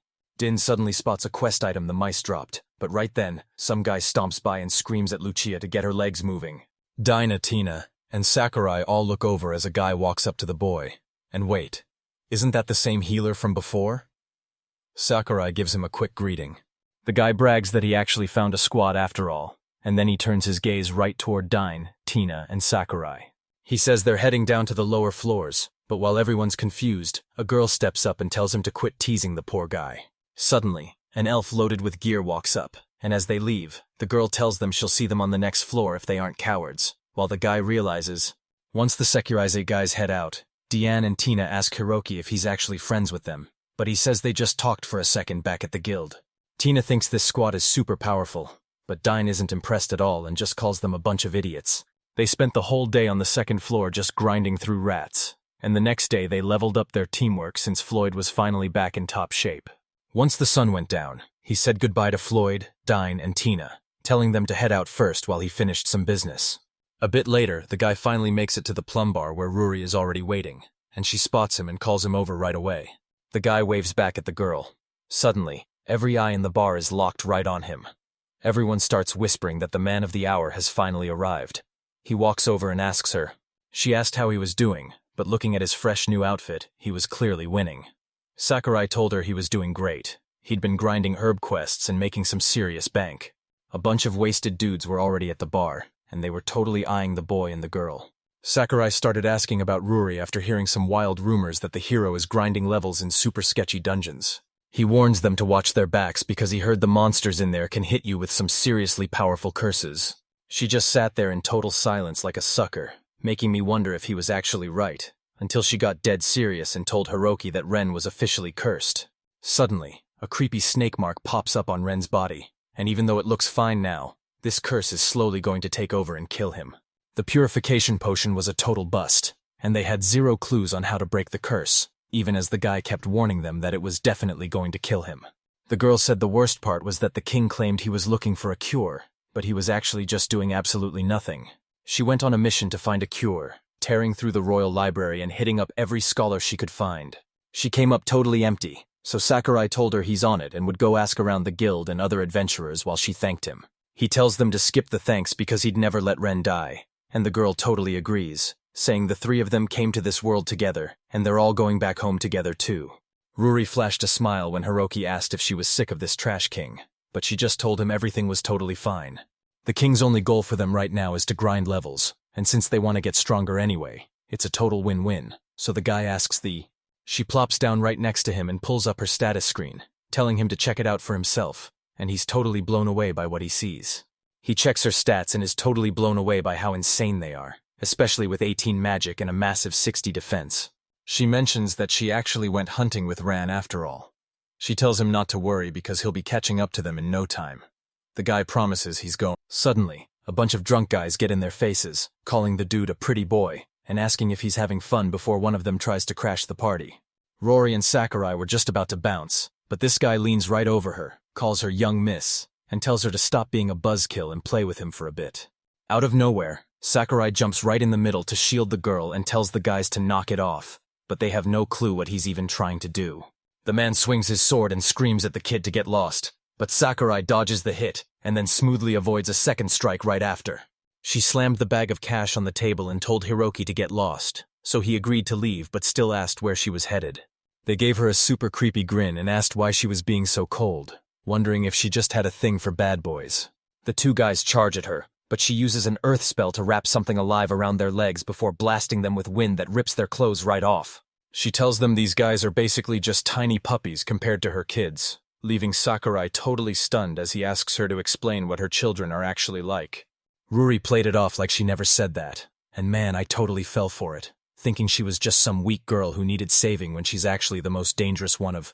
Walking down the street, he can't stop thinking about Ruri's warning that a monster cursed Ren, knowing that if he doesn't act fast, Ren only has a few months. The next morning, Sakurai asks how to break the curse, and Floyd is totally shocked that the guy doesn't already know the answer. The guy says there are potions for this, and they come in 3 tiers: basic, standard, and advanced. Sakurai asks if there are even better potions out there, and Floyd says you can find them in dungeon chests or order them from the Science Academy, but the ingredients are so rare that ordering one is basically impossible. He finally gets the deal and weighs the loot against the academy, but since those chests stay empty until the boss is dead, he can't just farm them. A trick he picked up while Ruri says this is their only shot. Floyd thinks the demons might have actually figured out how to break curses, and the kid starts asking who these guys even are. Floyd says demons are the real pros when it comes to magic and curses, and since their land is literally bursting with power, explorers and alchemists are always swarming the place. That's exactly why the place is loaded with research labs. Sakurai can't get demons off his mind. Floyd tells him the guild is the best spot to get answers. They're bound to. Sakurai asks to check out the guild before they bounce. Floyd's totally down for it, and Tina asks if she can head over to her Floyd tells Tina that sounds like a plan. Sakurai's got his mind totally stuck on her, and as the two finally head out, Floyd wishes them both the best of luck. They finally make it to the capital's guild, and he asks the girl at the front desk how to break the spell. She tells him if he needs potions, he can just hit up a shop, loot a dungeon, or order from the academy, and for skills, they've got a massive stash of high-level. The kid nods like he gets it, thinking about hitting up a deadly dungeon for that skill book, but he knows it's a total suicide mission for now, so Ventina says sorry and asks. The girl at the desk says they actually have the books, but the guy is totally lost and has no clue what she's talking about. A minute later, the girl brings them the book, and while Tina thanks her, Sakurai asks why she didn't just give it to them herself, but she admits it's because the gear. He realizes Ruri came up empty because she was only looking in places the king already has on lockdown. She explains that since the guild is neutral, they keep those books hidden away, and Tina points out that they won't even show you the demon stuff unless you specifically ask for it. Sakurai could tell this kingdom was totally obsessed with wiping out the demons. Tina flips open her book and shows him exactly how to break curses. He's super impressed and tells her it. Tina looks over the book and says they absolutely need apricot grass for the potion, and when the boy asks what that is, she explains it's a healing herb that's totally loaded with mana. He spots a picture of apricot grass, and Tina explains it's a rare healing herb that only grows in specific spots on the demon continent. Sakurai asks about the demon continent again, thinking back to everything Floyd told him about that place. She tells him they're on the continent of Apricot where real-life demons roam, and the guy suddenly remembers hearing all about it. Since it's named after a continent, it's definitely there, so Sakurai apologizes and asks the receptionist to take a message while wondering if he should tell Ruri. Tina's got her eyes on the demon continent, dreaming of the day she's finally strong enough to explore it as a pro-adventurer. The receptionist says Tina can definitely pull this off in a year or two, and she's super hyped to see it happen. He listens closely but tells them waiting a year or two is way too long and he'll never make it in time. The demon continent is a total death trap, so he didn't want to drag Tina and the others into this mess. But right then, Floyd and Dying walked up and asked Haruki, and eventually, they stumble upon a stone cave where the guy hands the shield over to Floyd, Dane, and Tina, and they all make sure to thank him for having their backs. The guy looks around at the massive crowd. Then Dine tells Floyd he finally gets to work with Haruki, and man, he is absolutely stoked. They head down the stairs into the cave. Floyd tells them they're hitting the 5th floor today, and Tina, Dine, and Sakurai are all in. The 2nd floor was totally swarming with people. Sakurai definitely noticed the crowd. Everyone was grinding hard, taking out all the mice that lived on that floor. The rest of the crew was scanning the area to see if the monsters actually bailed this time, just standing around waiting for someone to spot something. Tina mentions how chill it is since all the other adventurers are keeping the monsters away, but Sakurai just stays quiet and keeps moving. He was thinking about heading to the demon continent, but he had 2 massive problems. He was totally broke and didn't have the power to survive. Forget the cash. His real problem is that he's totally outgunned, so he's actually thinking about hiring a top-tier adventurer. Tina catches Haruki looking super serious and asks if something's wrong, totally catching him off guard as he snaps back to reality. Tina notices the boy looks super focused, so Floyd tells her to use her magic while Dinah shouts for Haruki to get his shield ready. Out of nowhere, a mouse actually injures Floyd, leaving a terrified Tina apologizing like crazy while Sakurai says sorry too and jumps in with his heel and a shield. Floyd warns them to stay sharp even if there aren't many monsters, making Sakurai flinch and apologize immediately. Finally, the crew hits the 5th floor, and Tina tells Dine and Floyd he needs a breather, so they all just chill on the stairs for a bit. She hands Haruki a flask of water and tells him to drink up, and after he thanks her, Floyd turns around and asks if he's got something to say. Floyd calls out Haruki for being way too slow today and asks what's up, leaving Sakurai totally shocked by what he just said. Dine spots the same crew in the aisle again, and Floyd agrees they look like a total wreck while the man and woman are absolutely fuming. Floyd pointed out how beat up they looked and asked who they even were. So I asked Sakur what happened, but Dine said they'd met them a few days ago, and he already had a really bad feeling about them. The guy hissed as he spotted Sakurai's crew and realized it was them again, so he charged up the stairs and took a swing at Dine, yelling at him to move, but Floyd quickly yanked the kid back and warned him that things were getting way too dangerous. Sakur saw they were totally trashed, but since they were already heading back, he figured he didn't even need to patch them up. An elf starts tailing them, but then the girl suddenly trips and slams into the ground, letting out a massive scream. Sakurai dashed over to help her, making the guy hiss in total rage. He stepped toward the girl and spat out that Lucia was completely useless. He got even closer to her, getting right in her. He leans down to grab her gear, and honestly, it's a total shock that they're still acting like a team. But then he just tosses her the bow and tells her to head back alone while they move on. Sakurai was losing his mind, but Retina, Dine, Floyd, and Lucia's crew didn't even flinch because to them, this was totally normal. She tried to stand and told her team to wait, but her legs finally gave out and she went crashing down again. Floyd told the guy to stop and asked him what his teammates actually meant to him. The guy says Lucia was just exhausted and they let her rest, so what's the big deal? He just wants to get out of there as fast as possible. Floyd calls the guy a total monster as Tina and Sakurai rush over to Lucia, where the boy quickly uses the cure and Tina helps her drink some water. They give the girl some water and she thanks them, but Sakurai calls that elf team totally disgusting because Lucia is covered in nasty wounds. The elf finally felt better and thanked Sakurai and Tina, introducing herself as Lucia Plum and telling them she's supposedly an archer. Sakurai tells her he's totally counting on her if things go south, introducing himself as Hiraki, a healer who's basically impossible to hit. They locked eyes, the boy asking what that even meant while Lucia just wanted to know how to dodge. Tina kicks things off by revealing she's a mage, then a knight named Dane steps up, and finally, Floyd introduces himself as the group's muscle. To believe anyone would treat their own teammate like that in a dungeon. Wait, the prompt says, 1 line in equals 1 line out. The input has 2 sentences. I should. She sadly admits she messed up and put everyone in danger, but she never thought they'd actually ditch her, so Sakurai asks what kind of scary stuff she's talking about. She brags about putting every single point into her attack power, but the boy realizes she totally forgot that accuracy is what actually lets her land a hit. He asks if she totally forgot how to aim, and a bummed-out Lucia admits he's right. Dine warns that aiming low is super dangerous because you might hit your own friends, so Sakurai asks if that's why the girl is just a porter, and Lucia says he's totally right. She tells him no team would ever take an archer like her, so she's stuck carrying all the gear, and suddenly Sakurai gets a massive sense of déjà vu. He asked what her life was like before she became an adventurer, and she told him she used to hunt near her village, where the monsters are so scary that if you don't take them. Sakurai asks if she's actually taken down monsters before, and she says yeah, she just keeps firing until she hits her mark. Tina says if the only issue is making her an ally, they've got her okay, and while Lucia is totally confused, Sakurai thinks they should just go for it. He jumps up and says he's gonna go grab a few monsters. Lucia is totally lost and has no idea what's going on. Right then, Diney tells her to get ready because he announces he's finally back, making Lucia scream her head off since she's totally confused, especially with a swarm of killer moles surrounding the guy, while the elf yells that they're... Sakurai told Lucia to go for the kill, but she was worried her aim was so bad she'd hit him instead, so he just told her to fire away and promised he'd dodge it easily. She looked at him totally confused and asked if he was actually dodging, so Sokka told her he'd just use a shield if she was that worried. The girl nods, grabs her bow, and fires an arrow straight at the guy, and while Lucia is totally freaking out, he manages to dodge it just in time. He shows her that everything is totally fine and tells her to stop worrying so she can keep on blasting away. She got the message and pulled her bow back again, suddenly landing a direct hit that took the mole down for good.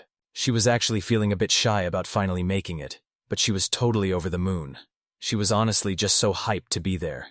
Meanwhile, the guy was just relieved that the arrow actually zipped straight through and took out a second mole behind it. She basically just got a double kill with a single shot. Everyone watching was absolutely losing their minds. She was totally hyped and said she'd never been happier, so Hiroki reminded her there were 3 more left and told her to keep going, and she was all in. They missed a ton of shots, but they finally wiped out those killer moles.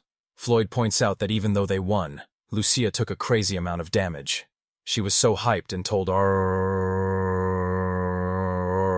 Floyd watched them and was totally impressed, telling the girl she clearly didn't belong with her old group anymore, and asking if she'd rather join his squad. She asks if she can really join the squad, promising she'll be a huge help as long as Hiroki is there with her. Tina's grinning as she rejects the idea of Lucia joining the squad. Dine swears he's not losing when it comes to power, and the young man feels like it's way too awkward.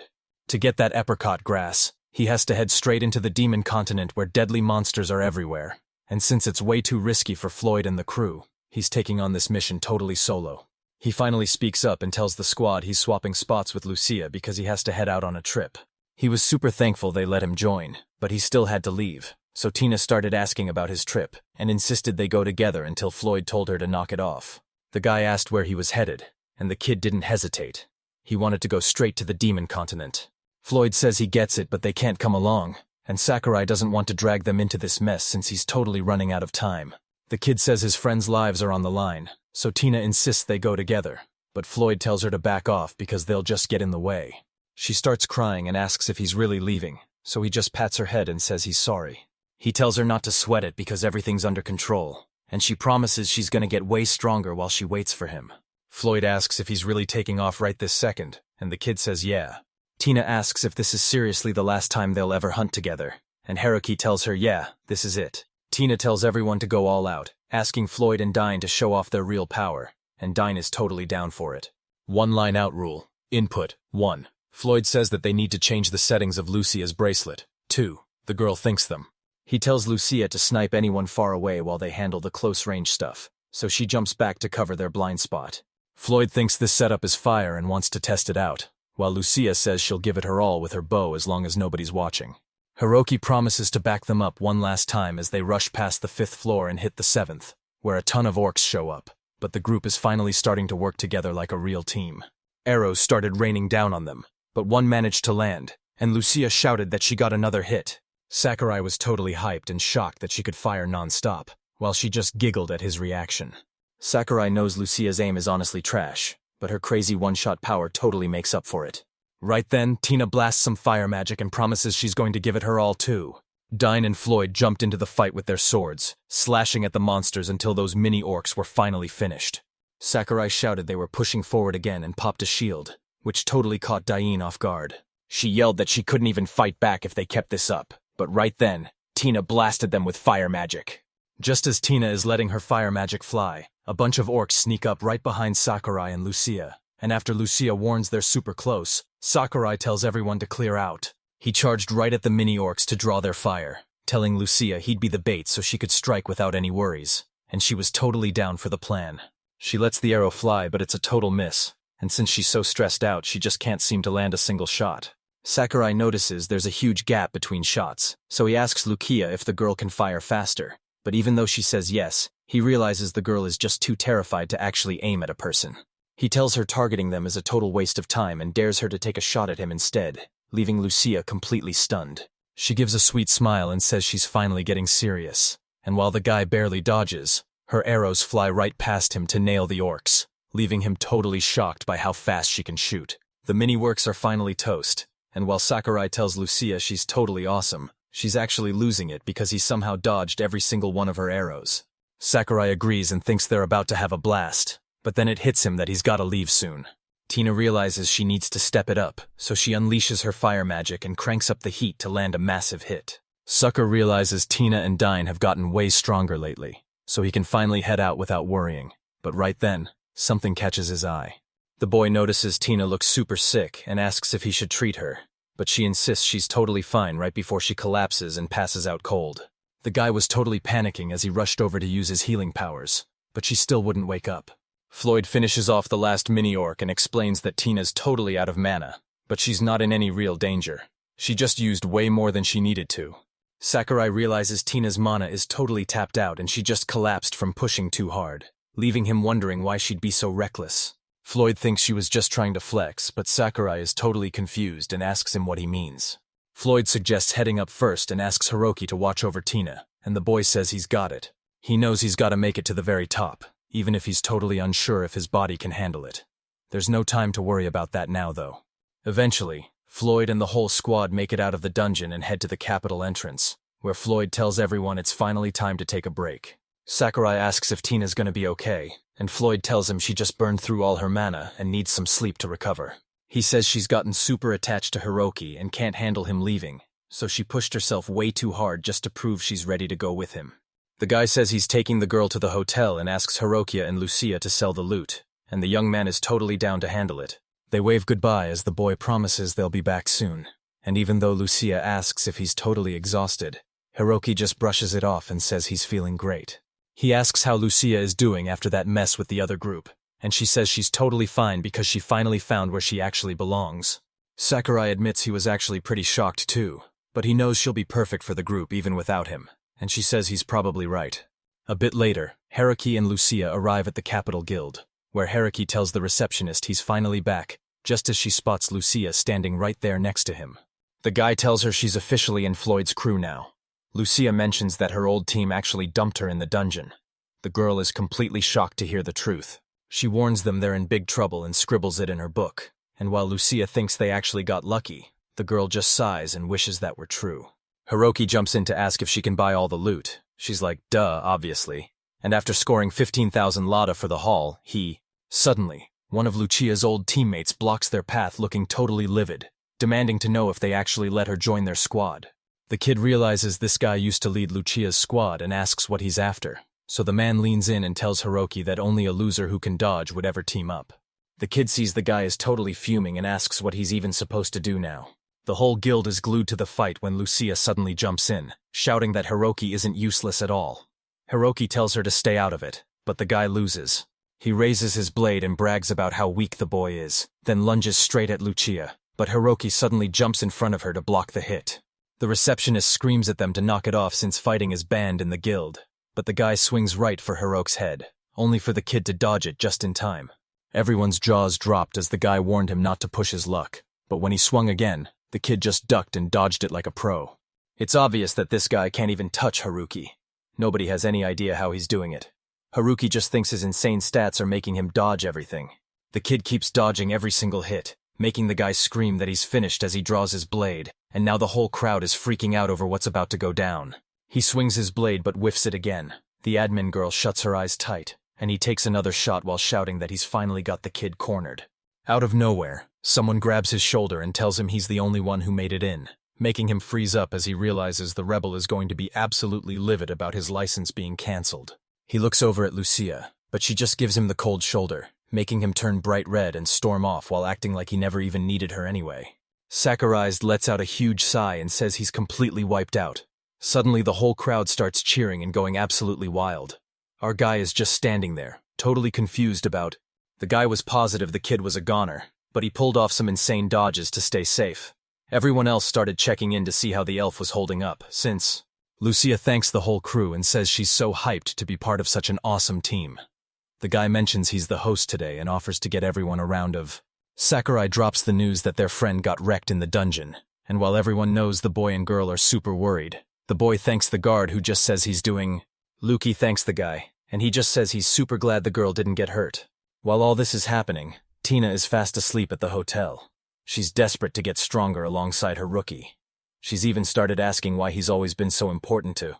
She had a nightmare where he was saying goodbye, so she begged him to stay, and promised she'd be useful just to keep the people she loved by her side. She wakes up sobbing and screams for Hiroki to stop, but Daini grabs her hand, totally relieved she's finally awake, right as Tina spots Floyd standing nearby. She looks around confused, so Dane tells her they're at an inn because she totally blacked out from using too much magic, and he asks if she even remembers what happened. She suddenly realizes Hiroki leaving wasn't just a dream, and Dini has to step in to keep her from freaking out. Tina hides her face in her hands, feeling like a total failure, and apologizes for using way too much mana and passing out on everyone. She thinks Haruki is totally sick of all this drama, but Dinaheen tells her to relax since he's not that kind of guy, while Floyd notices she's just terrified of being separated from him. He says you can't stay with the person you love forever, so you just have to be thankful for the time you shared, and how you both grew together. She talks about their time together and admits Floyd is totally right, so she's done crying because she promised Roki she'd get way stronger.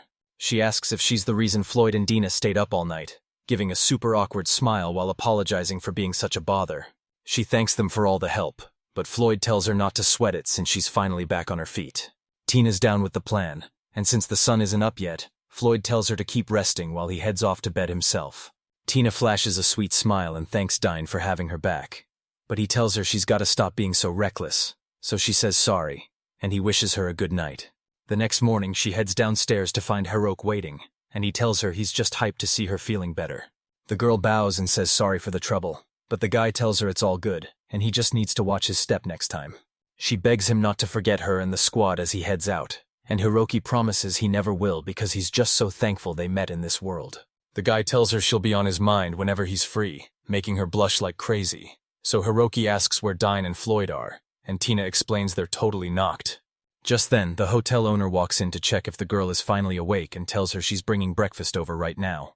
Tina turns to the lady and asks for a favor, admitting it's a bit selfish, but she's so grateful for yesterday that she wants to cook breakfast for Dane and Floyd herself. The lady says it's super sweet and offers to give her some advice, which the girl is totally thankful for. Lucia thinks Tina's breakfast sounds amazing, and Sakurai is totally sure they're gonna love it. Lucia asks where he's headed next, and Hiroki tells her he's hitting up the guild to find a way onto the demon continent. Tina asks if Haruki is really ditching the group, but he tells her he's staying for the night and promises to come right back once he finds that apricot grass. They feel bad for leaving right after getting in, but Tina tells him not to sweat it and hopes he finds that herb fast. Hiroki admits she's right, but he's going all out to break Ren's curse after the king tricked him into a totally one-sided contract. Ren's gonna end up with a death curse, but he's definitely not letting the king get what he wants, and Lucia just watches him while he's lost in thought. She snaps him out of his thoughts by calling his name, and when he answers, she straight up asks him to be her partner, leaving Sakurai totally shocked while Lucia just stands there looking super confident. She asks him one more time to let her join him, but Hiroki reminds her that the demon continent is way too dangerous. Lucia admits she can only go all out when she's with Hiroki, and he totally gets it because he's been thinking the exact same thing. Lucia is totally decked out with weapons and doesn't have to worry about hitting her allies, and her perfect partner is actually right nearby. He's super hyped about her offer, but since she's already in Floyd's squad, he can't just make that call on his own.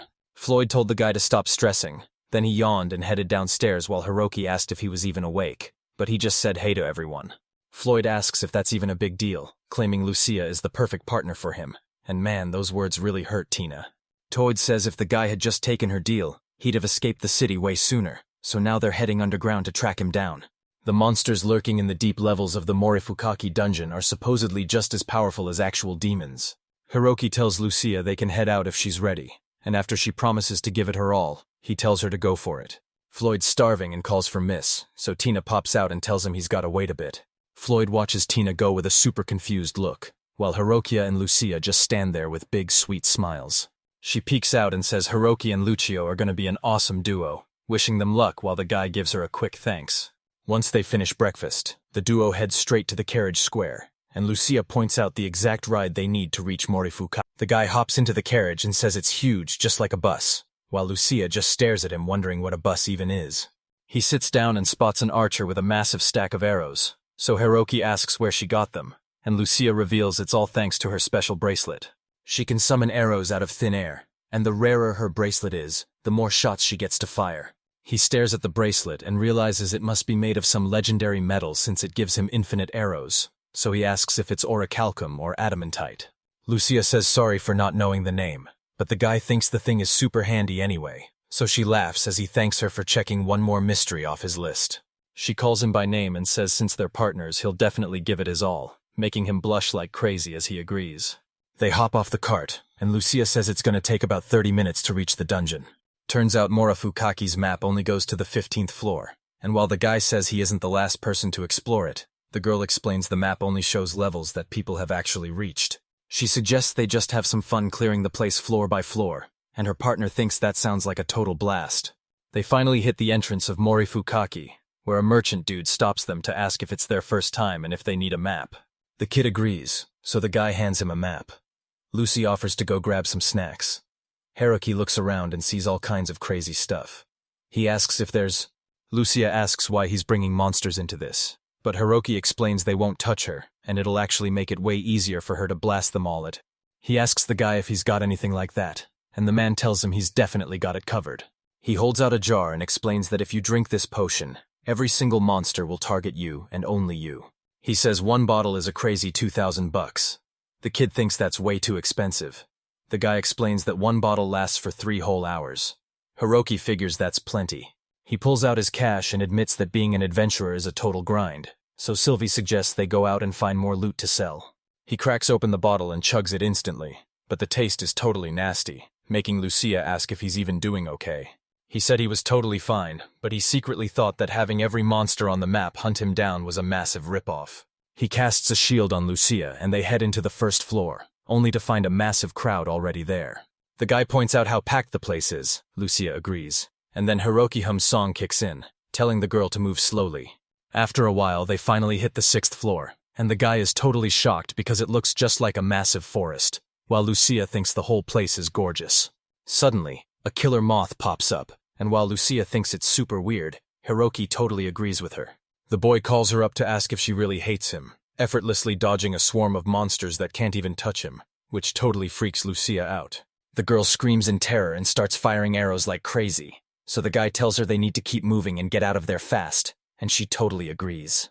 A little while later, the girl finally takes the monsters down, and the guy starts grabbing the loot because he says they can't let those materials go to waste. Those killer moths dive back in for another attack, but the crew finally makes it to the 7th floor where they're safe at last.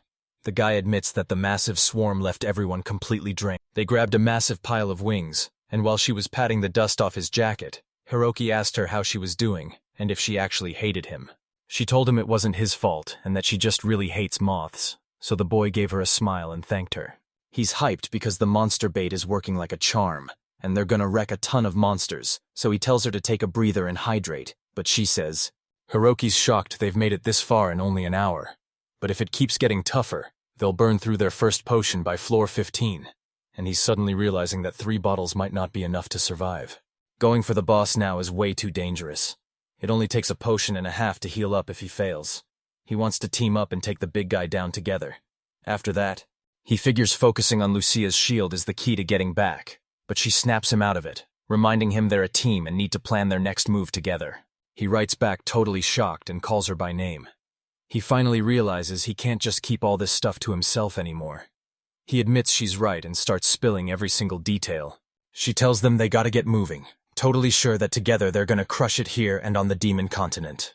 He calls out her name, sees her sweet smile, and realizes he's gotta get to the lower floor, and she's totally on board.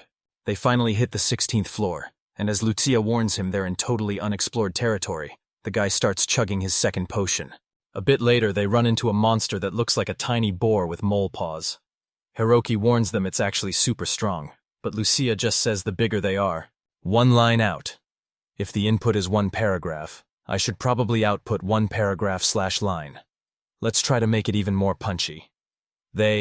Out of nowhere, a monster jumps right in front of them but can't even touch them. Then they spot a staircase entrance, and Ki is hyped because his potion lasted just long enough.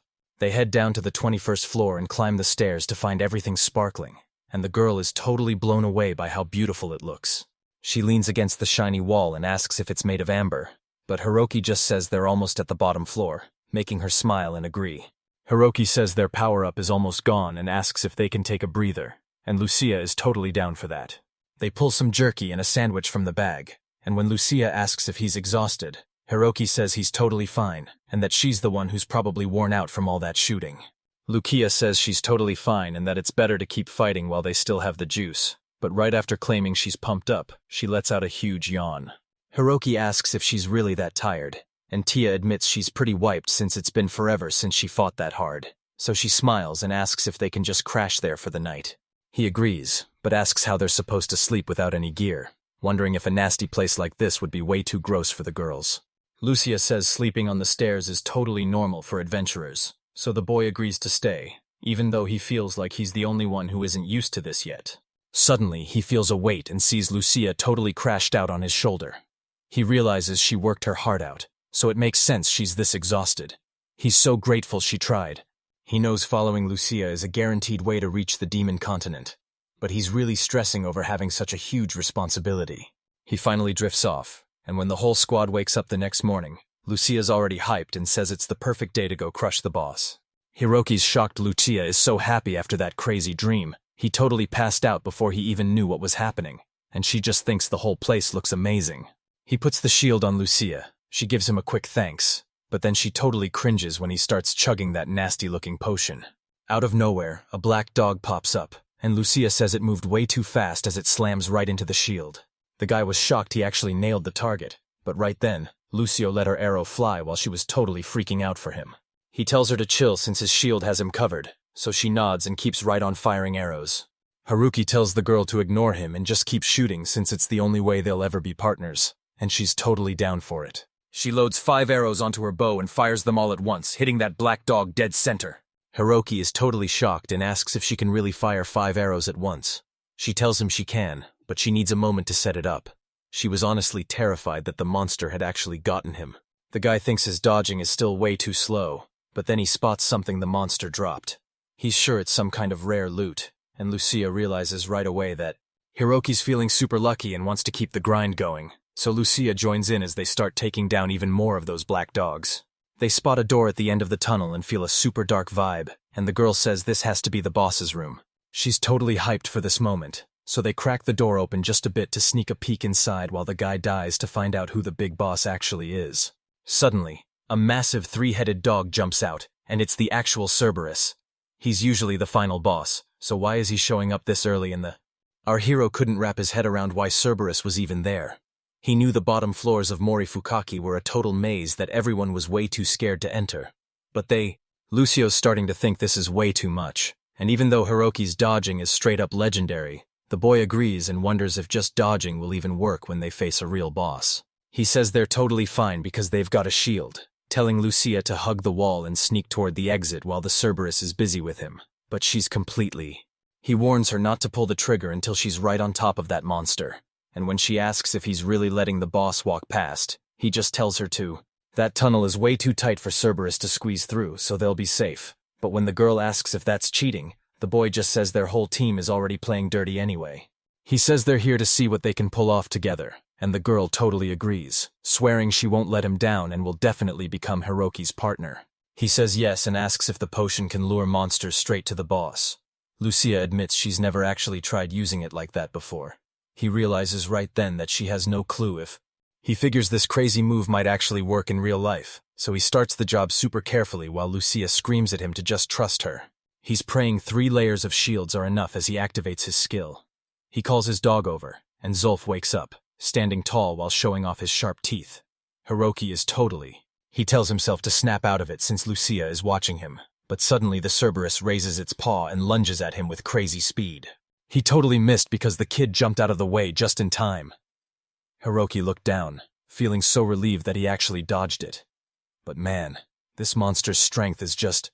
Cerberus snapped his massive jaws, but the guy ducked just in time, making the beast miss yet again. Hiroki screams at Lucia to get to the passage right now, and she nods before slowly creeping along the wall. He looks at her, cheering her on in his head, when suddenly the monster swipes at his back and slams right into his shield, because he couldn't dodge in time. Lucia was totally panicking as he yanked the arrow out and fired it right at the monster's head. She nailed the shot, and just as the guy wondered why she only hits her mark at times like this, he realized the monster bait failed, and the Cerberus was charging right for her. He realized the potion was way too weak, so he sprinted to the girl and cranked his shield up to the max. The beast lunged at Lucia, but her shield held strong and kept her safe. Then it slammed its massive paw down, shattering the barrier into thin air. The guy tried to summon the... He leaped right in front of the girl to protect her, popped his shield, and Lucia immediately apologized, saying she just totally panicked. He just flashed a grin and told her it was all good since the monster was locked onto him again, yelling for her to get to the exit fast. And right as the beast slammed into his shield, she finally turned and bolted. She finally reached the exit and yelled to let him know she was there. Hiroki cheered that it was perfect, and as she pulled her arrow back to attack, she told him to run to her while she lunges at the Cerberus and clocks it right in the head, telling the guy it's all good and he just needs to get to safety. Out of nowhere, the Cerberus charges straight for the girl. Hiroki screams her name, telling her to watch out. She ducks deep into the tunnel as the monster's heads start. Hiroki screams to check if she's all right, but Lucia shouts back that she's fine and has a clear shot, immediately letting loose a non-stop barrage of arrows at the beast. Hiroki's totally shocked that the Cerberus is missing a head, but now the beast is sniffing out exactly where Lucia is hiding, so she tells him she's just gonna keep on blasting. Cerberus's second head just got totally wrecked, and even though Hiroki wanted to bail, it looks like they might actually win if they keep this up. The Cerberus suddenly whips around and lunges at him, and even though he gets his shield up just in time, the monster's power completely shatters it. The guy had no clue what was happening, so he instantly popped his shield, regen, and healing skills. Lucia screams his name, and he yells back that he's still in one piece, but that monster definitely just pulled off some crazy move, so he quickly throws his shield back up. Cerberus went back to basic strikes while Hiroki kept dodging, and even though his wound was totally healed, he was still feeling that massive hit until Lucky saved him just in time. Lucia was so relieved the boy was safe, so she kept up the pressure until the monster finally went down as Cerberus let out one last painful scream. Hiroki was totally stoked they pulled off the win, and Lucia just threw herself at him, crying about how glad she was he actually made it out alive. The guy flashed a smile and told her to stop crying because everything was okay. But she suddenly backed away and said sorry for ditching the plan, telling him she couldn't be his. He tells her to relax and admits her plan was actually way better. Then after a long silence, he finally calls out her name. Hiroki warns that since she's his partner, the king might target her, but Lucia has no clue what he's talking about. He bows low and tells her that even after everything, he still wants her to be his partner. She totally panics and tells him to wait, reminding him that she was the one who chose him to be her partner first. Then she gives a big smile and asks Hiroki to look out for. Next, they head over to check out the treasury, and the girl admits she's never actually made it this far before. But when they pop open the chest, it's overflowing with gold coins and all kinds of epic loot. Hiroki shouted that they found a mountain of cash and a skill book, while Lucia pointed out 2 more massive magic stones. He grabs the skill book and passes it to Lucia, telling her it's her very first one since she's new to this, and she totally agrees. She tells Hiroki that since he's fighting on the front lines, he needs every skill possible, and she'll be totally stressed out if he doesn't take the book. He told her he was happy she cared, but their main goal was getting her strong enough to survive the demon continent. He flashes a grin, says he'll grab the next book, and offers to carry her bow, which she's totally down for. Lucia puts her hand on the book, and when Hiroki tells her to name her power, she reveals her skill is the Great Arrow. Out of nowhere, everything starts glowing and she unlocks the Wind Arrow skill. She's super hyped and tells Hiroki what happened, and he's like, "Whoa, you're seriously amazing." After a while, they head back to hit up the gear shop, and she's totally on board. They arrive at a spot Hiroki knows well, and a dwarf greets them by asking if he's that weird healer who's impossible to hit. The kid smiles and thanks the guy for helping him out back then. And when the man spots the elf, he's hyped that the boy finally has a partner and gives him props. The guy says an archer like her is the perfect partner for a healer like him, so Hiroki and Lucia both thank him for the nice words. He says he's got the cash and wants his gear enchanted for max evasion and a total upgrade. He drops the loot and the guy's eyes go wide. Then the dwarf tells Hiroki they've got some seriously rare stuff like magic stones and even a Cerberus cloth. He says he can make something epic with these materials, so the kid decides to put his trust in him. The guy offers to enchant the clothes for dodging, boost the bow's damage, and fix it all up in 3 days, and our hero is totally down for it. They head out of the shop with Hiroki geeking out over how cool it was, and the girl mentions the owner is even going to help them prep their gear for the demon continent. The man hands the girl a temporary bow and gives the boy a cloak. Then the boy suggests they sell their materials to the guild while it's still light out, and Luki is totally down for. They finally make it to the Capital's Guild, where he checks the board and realizes he's got to leave a note for Ren and Ruri to let them know they're heading straight for the demon continent. He walks up to the board thinking there's a message for him, but then it hits him. He doesn't even know how to read. Lucia walks up to ask if he saw anything, and Hiroki suddenly realizes he can get her to help him out. The kid was looking for a message on the board, but since he can't read, Lucia says she'll help him out. She rattles off the names Wilhug, Dreg, Karl, Ben, and Sakurai, but tells the boy there's absolutely nothing for him. Out of nowhere, the kid realizes that Sakurai is actually him. He tells Lucia that the name Sakurai belongs to him. He asks the girl if she can help him read the letter. Lucia asks. She starts reading a letter from Watanabe, who says it's been way too long and he's actually heading to the demon continent in 2 days, so he wants to meet up one last time before he takes off. He told them to meet him tomorrow morning by the stones outside the city gates, and when Lucia asks if Hiroki's friend really wrote the note, the guy says that's not exactly how it went down. He remembers this guy asking for their names, so they introduce themselves as Sakurai, Takanashi, and Watanabe. Hiroki tells Takanashi and Watanabe to use their first names since the king only knows their last names. He realizes that the message on the board is actually from the king himself. He knows the king. Haruki remembered when they all gave the king their last names and finally agreed to just use their first names with each other. Sakurai suddenly remembers that Watanabe is Ren's last name, even though they're already on a first-name basis. Seeing that family name meant the king was totally setting a trap, so Lucia asked the guy if he knew who actually sent it. Hiroki says there are way too many ears around, so he'll spill the beans once they're back in their room, and Lucia totally agrees. They spot Hala at the front desk, but she's already busy with a guy who's straight up trying to ask her out on a date. Hiroki noticed the girl was getting super annoyed by everyone bothering her, and Lucia was honestly shocked that customers were actually bugging Hala. The guy asked him to tag along to the heroes' parade, and Hiroki really started thinking it over.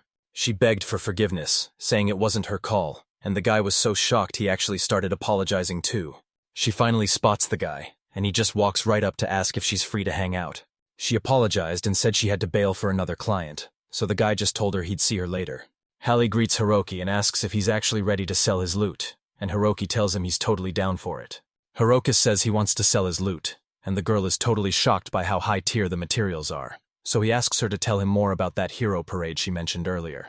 Hala says it's for real, so the hero heads to the demon continent to crush the demon lord while the whole city throws a huge parade to hype him up. Parokia is totally caught off guard, and Lucia asks if the hero is actually serious about taking down the demon lord. The kid's wondering if he's still in the hero squad or if he'll be forced into the parade, while Lucia and Hala are busy gossiping about whether the hero is. Hiroki says they seriously can't miss it. Lucia totally agrees, and Hala mentions the parade kicks off tomorrow at noon before handing over the cash for their supplies as the boy thanks her. A bit later, Lucy and Hiroki finally reach the Falling Star Inn, and he asks her what she thinks about that talk they had back at the guild. A bit later, the girl is totally shocked that Hiroki actually knows the hero, but he just nods and tells her they traveled from a super faraway country. He asks if she believes him, and Lucia says she totally does, admitting she always thought he was a little bit weird anyway. She grinned and said everything finally clicked the moment he mentioned being the hero's friend. But Hiroki just admitted that people in this country don't really vibe with his fighting style. He decides it's not worth explaining their world to her, so he just says the king summoned them from a far-off land, and that's when Lucia finally realizes why he can't read. Oroki says the king ordered them to take out the demon lord, but he's actually fuming because the guy put every single skill point into dodging. Ren was stuck in a cell, so he agreed to wear a contract bracelet just to get out, leaving Lucia totally shocked by the hero's selfless move. Hiroki admits she was right about Ren being a good guy, but now he's hit with multiple curses, and she's totally freaking out. First, he's stuck with a cursed bracelet that keeps him from moving unless the king says so. And second, he's got the basilisk curse that's literally about to kill him. He says he's heading straight into the demon continent to find the apricot herb and save Ren. He's got zero time to level up because his next enemies are way out of his league, and Lucia says she totally gets it. Hiroki says the king totally hates his guts, and for now, that's all he's willing to tell her about himself. He starts telling Lucia she doesn't have to be his partner, but she cuts him off, grabs his hand, and tells him she's going with him. Every time he asked, she kept saying she wanted to be his partner, and Hiroki was so touched that he just had to thank her. She asks who sent the message, and when Hiroki tells her it was the king, Lucia is totally shocked. The guy explains that this is exactly why they gave the king their last names instead of their first ones. The king was actually faking being a hero just to get in touch with him, and Lucia finally gets why the guy was so shocked when she read that note. She says they should just ignore it if it's a trap, but Hiroki is heading straight to the spot anyway. Lucia asks if he's really walking into a trap, but he says he has to since it might involve Ren or Ruri, and the next day he shows up at a giant rock. He checks the stone and says Ren and the others are nowhere to be found, but suddenly an arrow flies out of the bushes and he dodges it like a total pro. He looks at the arrow and realizes he was right about the trap, then turns to the people hiding in the bushes and asks if they're Watanabe. Right then, the court bug asks Watanabe if he's hyped for the parade, and he says he's totally ready to go. Ren said the parade was so cringe that even Ruri wanted to bail, but the guy explained it just shows how much the king needs to take down the demon lord. That's why he's letting them handle the mission, but he needs Ren to hang back for a second before they take off. Our guy walks up to a guard to check the vibe, and when the guard says everything is chill, he falls right into the trap, leaving our hero with a wicked smirk. He's trashing himself for being a total failure, but the only reason he didn't end him sooner was because Watanabe might catch him, now that he's heading to the... Suddenly, a ton of arrows rain down on him, but he zips around and dodges every single one just as a bunch of guys with swords charge out to surround him. He asks. These guys kept swinging like crazy, but they couldn't land a single hit, and they were totally confused while the kid just kept dodging every move. The guy says it's whatever since he's just a moron with high evasion, and the other dude reminds him that as a healer, he can't even fight back.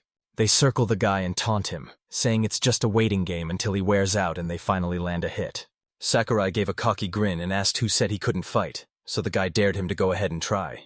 He raises his hand with a quick twirl, flashes a smirk, and tells them he's finally going all out. Out of nowhere, a huge gust of wind starts swirling right beside him. The guys finally catch on that he's actually controlling the air. It hits them that this kid has been a powerful...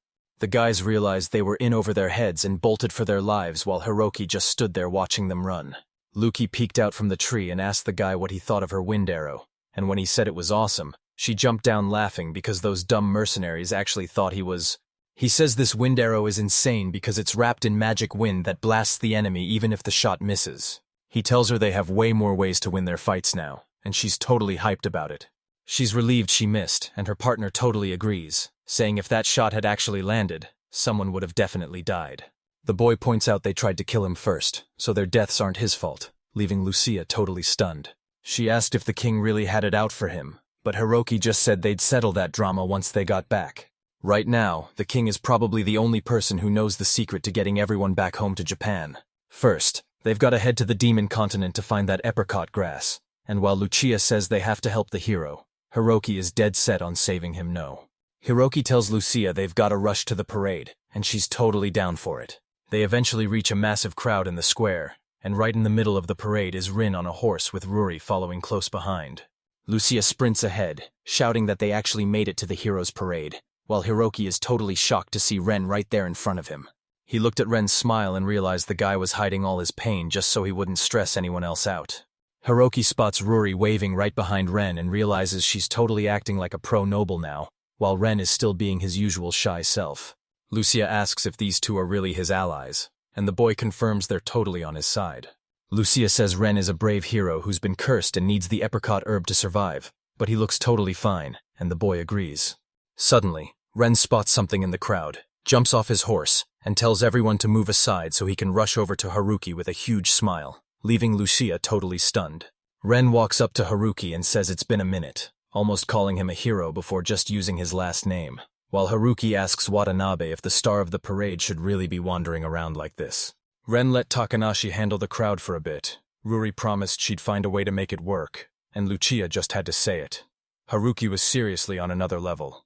Thanks to Ren's tip about the apricot grass, he's heading straight into the dangerous demon continent to track it down. He totally tricked the king into thinking they're actually going to take down the demon lord, which is exactly why they're throwing this massive parade while the kid just laughs his head off. Ren asked about the guy, wondering if he had enough cash and if he was actually doing okay. Hiroki says he's totally fine since he's already got a partner, so Ren looks over at a clueless Lucia and asks if she's the one. This girl shyly introduces herself as an elven archer named Lucia, and she's totally stoked to meet you. He asks him to keep an eye on Sakurai, and they shake hands to seal the deal.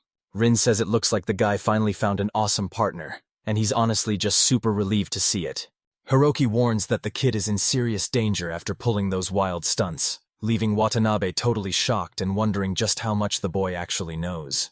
Hiroki points right at him and says he knows every single secret, but Ren just rubs his shoulder and laughs it off. Hiroki's not about to die just because they got summoned, but Ren is still cursed, so now they've got to track down a healing herb to save him. Hiroki reveals that he and Lucia are also heading to the demon continent for the apricot herb, but Ren asks if he even realizes how deadly that place actually is. The guy tells him they'll figure it out and he should just worry about himself, but Ren says he finally gets it all. Soccer taught him how this world really works better than anyone. Hiroki told Ren to keep Takanashi from stressing out and Ren was down with that. But suddenly, a court magician walked through the square, gave Ren a weird look, and then just kept.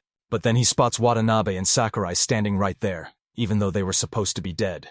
The guy starts screaming, wondering what the heck Sokka is even doing there, while the kid turns to Ren to ask who this random dude is. The boy realizes it's actually the court magician. Suddenly, he flashes back to the moment those assassins jumped him, so he just grins and tells the magician he's the one who called him earlier, making the guy freak out and scream that he has no clue what he's talking about. Ren asks if the guy actually called Hiroki this morning, but the man just screams that it doesn't matter and tells Watanabe to stop ruining the parade and get back here, so the kid apologizes. Ren tells Hiroku it's time to bounce and warns him not to go wild, but Hiroku just waves goodbye and says that was totally his line. Lucia says Watanabe is actually a solid dude, and Hiroki totally agrees, adding that Rin isn't a bad guy either. A crowd rushes over to the couple, asking if they really know the hero and begging them to spill every single detail about him. Hiroki realizes they're in deep trouble, so he tells Lucia they need to bail and start planning their trip to the demon continent, and she's totally down. Eventually, they arrive at the Falling Star Inn, where Lucia explains they're in the capital of the Pays-Not Kingdom, and Hiroki points to the map to show the demon continent is. Lucia agrees, and when the boy points at some symbols asking if they're whirlpools, she warns him the sea is way too wild to cross directly, and renting a boat would cost way too much money. All they have to do now is walk across this skinny piece of land, but the girl says she heard you can actually trek through a massive forest, or even travel right under the sea floor. Hiroki realizes they've got two choices, but then the hotel door swings open and Floyd, Dine, and Tina walk in, looking super hyped to see him. Oroki says what's up to the guys, and Floyd points out that the two of them are officially partners now. Lucia confirms it and drops a total bombshell. She finally met the boss, and it was a massive Cerberus. Floyd, Dine, and Tina start losing their minds, screaming all over. Floyd asks if they even knew this dungeon doesn't have a real map, laughing about how these two are seriously wild. Tina thinks it's totally awesome, and Hiroki says they're currently picking the best path to reach the demon continent. Floyd's never actually been there, but he's heard the seafloor is a total nightmare, so he says taking the Sea of Trees is a way better move.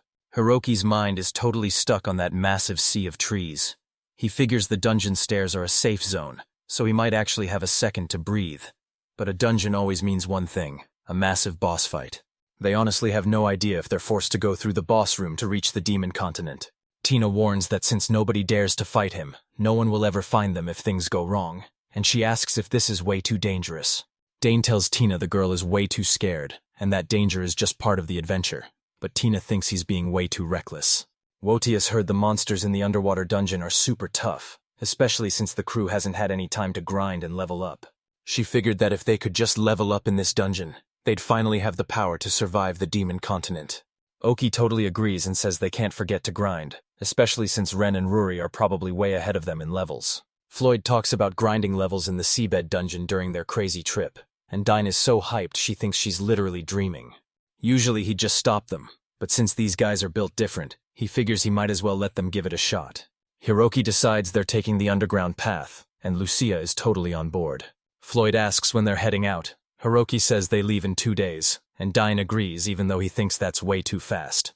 If Floyd gets drunk, he's going to be out cold for a whole day, and they might never see each other again. Floyd shouts for the landlady to bring more meat, and tells Hiroki to get him there while he still has the chance. The girl steps out of the kitchen and asks if they want drinks first, but Floyd tells her this is going to be a long goodbye, so she better bring out every bit of meat they've got. Lucia wants a drink too, so Floyd starts teasing her about whether she can actually outdrink him, while Tina turns her focus over to Hiroki. She tells him to stay safe, and Hiroki says it's finally time for him to head out. 2 days later, Lucia and Hiroki hit up the dwarf's gun shop, and he tells them that everything is finally ready for action. He hands Lucia a huge new bow, and she's loving how big it is, but Hiroki's worried it might be too heavy for her to carry. The guy just smirks and tells her not to sweat it because he used the demon stone to give it a secret upgrade. Then he asks Lucia to pump some magic into the bow. She pumps a little magic into the weapon, and the bow instantly shrinks down until it's way smaller. Hiroki is totally hyped because it looks exactly like Rui Bang, but the girl is completely lost, and the man tells them to stop the nonsense and go get changed. Hiroki slides into his brand new upgraded suit. The guy explains he used Cerberus parts to boost the defense, making it way tougher than before. Hiroki looks at himself and realizes he notices a cool lightning icon on his suit and asks what it does, so the guy explains it shrinks his whole outfit and even makes everything in his pockets feel way lighter. The kid thinks this is super lucky, so the guy hands him a blade as a goodbye gift, telling him that even a weak hit is better than being empty-handed, and the boy thanks him. He spins around and says the sword is holding up great, thinking to himself how awesome it feels to finally look like a real warrior. Lucia bursts out laughing and teases Hiroki for looking like a little kid in his new outfit, and while the boy is totally dying of embarrassment, the man starts cracking up too. He then mentions he even added a lightning bolt to his backpack, which was already stuffed with all his travel gear and boots. Lucia says that's plenty, and the guy offers to carry Hiroki on his back. Hiroki tosses the backpack on and is blown away by how light it is, thanking the guy a ton, but the man just explains that using skills to lighten your gear is totally basic stuff. He knows the boys aren't used to this, so when the kid asks if pro adventurers really have skills besides fighting, the man tells him it's actually super common. He can track monsters and clean everything in a flash, and the guy is totally blown away by how awesome these skills are. The man mentions a skill that lets you store items in another dimension, which totally shocks the boy until he realizes it's just like a video game, and Lucia thinks the whole idea is awesome. The kid asks if his order is ready, and the guy's like, "Oh man, I totally forgot." He hands over the bag, and the kid gives him a quick thanks. Hiroki asks Lucia to hold out her hand, and as she does, he shows her their new group bracelet, saying these aspen bands are the best way to really feel the team spirit. She looks down at her new bracelet and tells him she's super happy, but then he shows her he's wearing the exact same one, making her giggle. Hiroki says it's time to head out. The man tells them to come back and visit later, and that's how he finally left home to start his big adventure. Fast forward a few days, and Lucia and Hiroki finally reach the deep-sea dungeon on the first floor. They're trekking through some shallow water, and while the boy grumbles about how tough it is to walk, Lucia's just glad they wore their hiking boots. Tatsuya reminds the group they were warned this wouldn't be easy and they need to stay sharp, which Lucia totally agrees with. The killer mermaid finally shows up, and Hiroki tells Lucia to stay put while he goes to distract the beast. The kid charges straight at the monster and yells to get its attention. The mermaid lets out a growl and lunges right for him. He slips past the attack and screams for Lucia to strike while the girl nails the monster right in the head with an arrow, but he doesn't even flinch and just yanks it right back out. Haruki and Lucia are totally stunned, and the monster starts swinging its weapon at the guy all over again. The monster totally whiffed its attack on the kid, and as a ton of arrows flew in, Lucia finally landed a perfect headshot to take him down for good. Haruki thinks they're just getting started, but they're already hitting a wall, so Lucia apologizes for taking so long to get inside, but Haruki tells her if they keep pushing, they're gonna run out of arrows and energy. But suddenly the guy hears a rustle nearby and snaps his head toward it. Luisa's jaw drops as killer fishmen and sea slugs swarm in, and Hiroki screams that even more monsters are showing up. Hiroki throws up a shield, slaps his cheeks to get hyped, and yells that it's time to scrap, asking who wants to step up first. The sea slug lunges at him, but he slips away, and when the second one tries to strike, he dodges that one too like a total pro. The killer merman lunges but totally misses, and Hiroki feels like he could dodge a whole army of these guys, so he tells Lucia to strike and she's down for it. She's missing like crazy at first, but she keeps firing until every last monster is totally wiped out. Hiroki's all smiles as he tells Lucia they actually pulled it off, and she's totally hyped to score another big win. He thinks these enemies are total pushovers but a huge waste of time, so he tells Lucia to push ahead and she's all for it. They finally hit the 7th floor, but the boys saw the water was way higher now, and Lucia realized they were slowing down big time. She asks Hiroki if he's having a hard time dodging, and he admits it's getting rough but says he's cool as long as the wound doesn't get any deeper. Suddenly, this massive ice fan monster shows up, making Hiroki freeze in fear while Lucia warns everyone that this thing is actually super strong. Hiroki spots Cerberus and admits he's got some seriously bad history with dogs. She says this monster is totally cheating because it just freezes the water under its paws, calling the whole thing a massive scam. Hiroki turns to the girl and tells her to stay back, and she totally listens.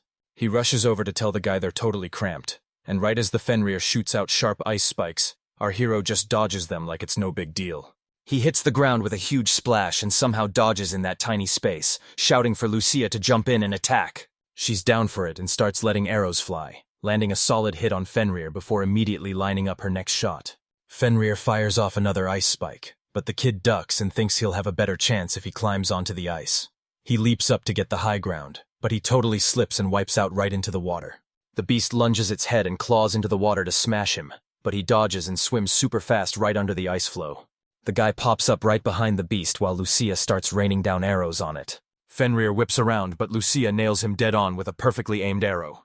The beast finally drops dead, and as Hiroki stands up to catch his breath, Lucia rushes over to see if he's okay, but he just tells her not to worry because Lucia's down for it, but she warns him they'll only make it 2 or 3 more floors because even though he wants to go all the way, it's just way too tough for them now. She looks super sad and says they should just run away, leaving him totally shocked.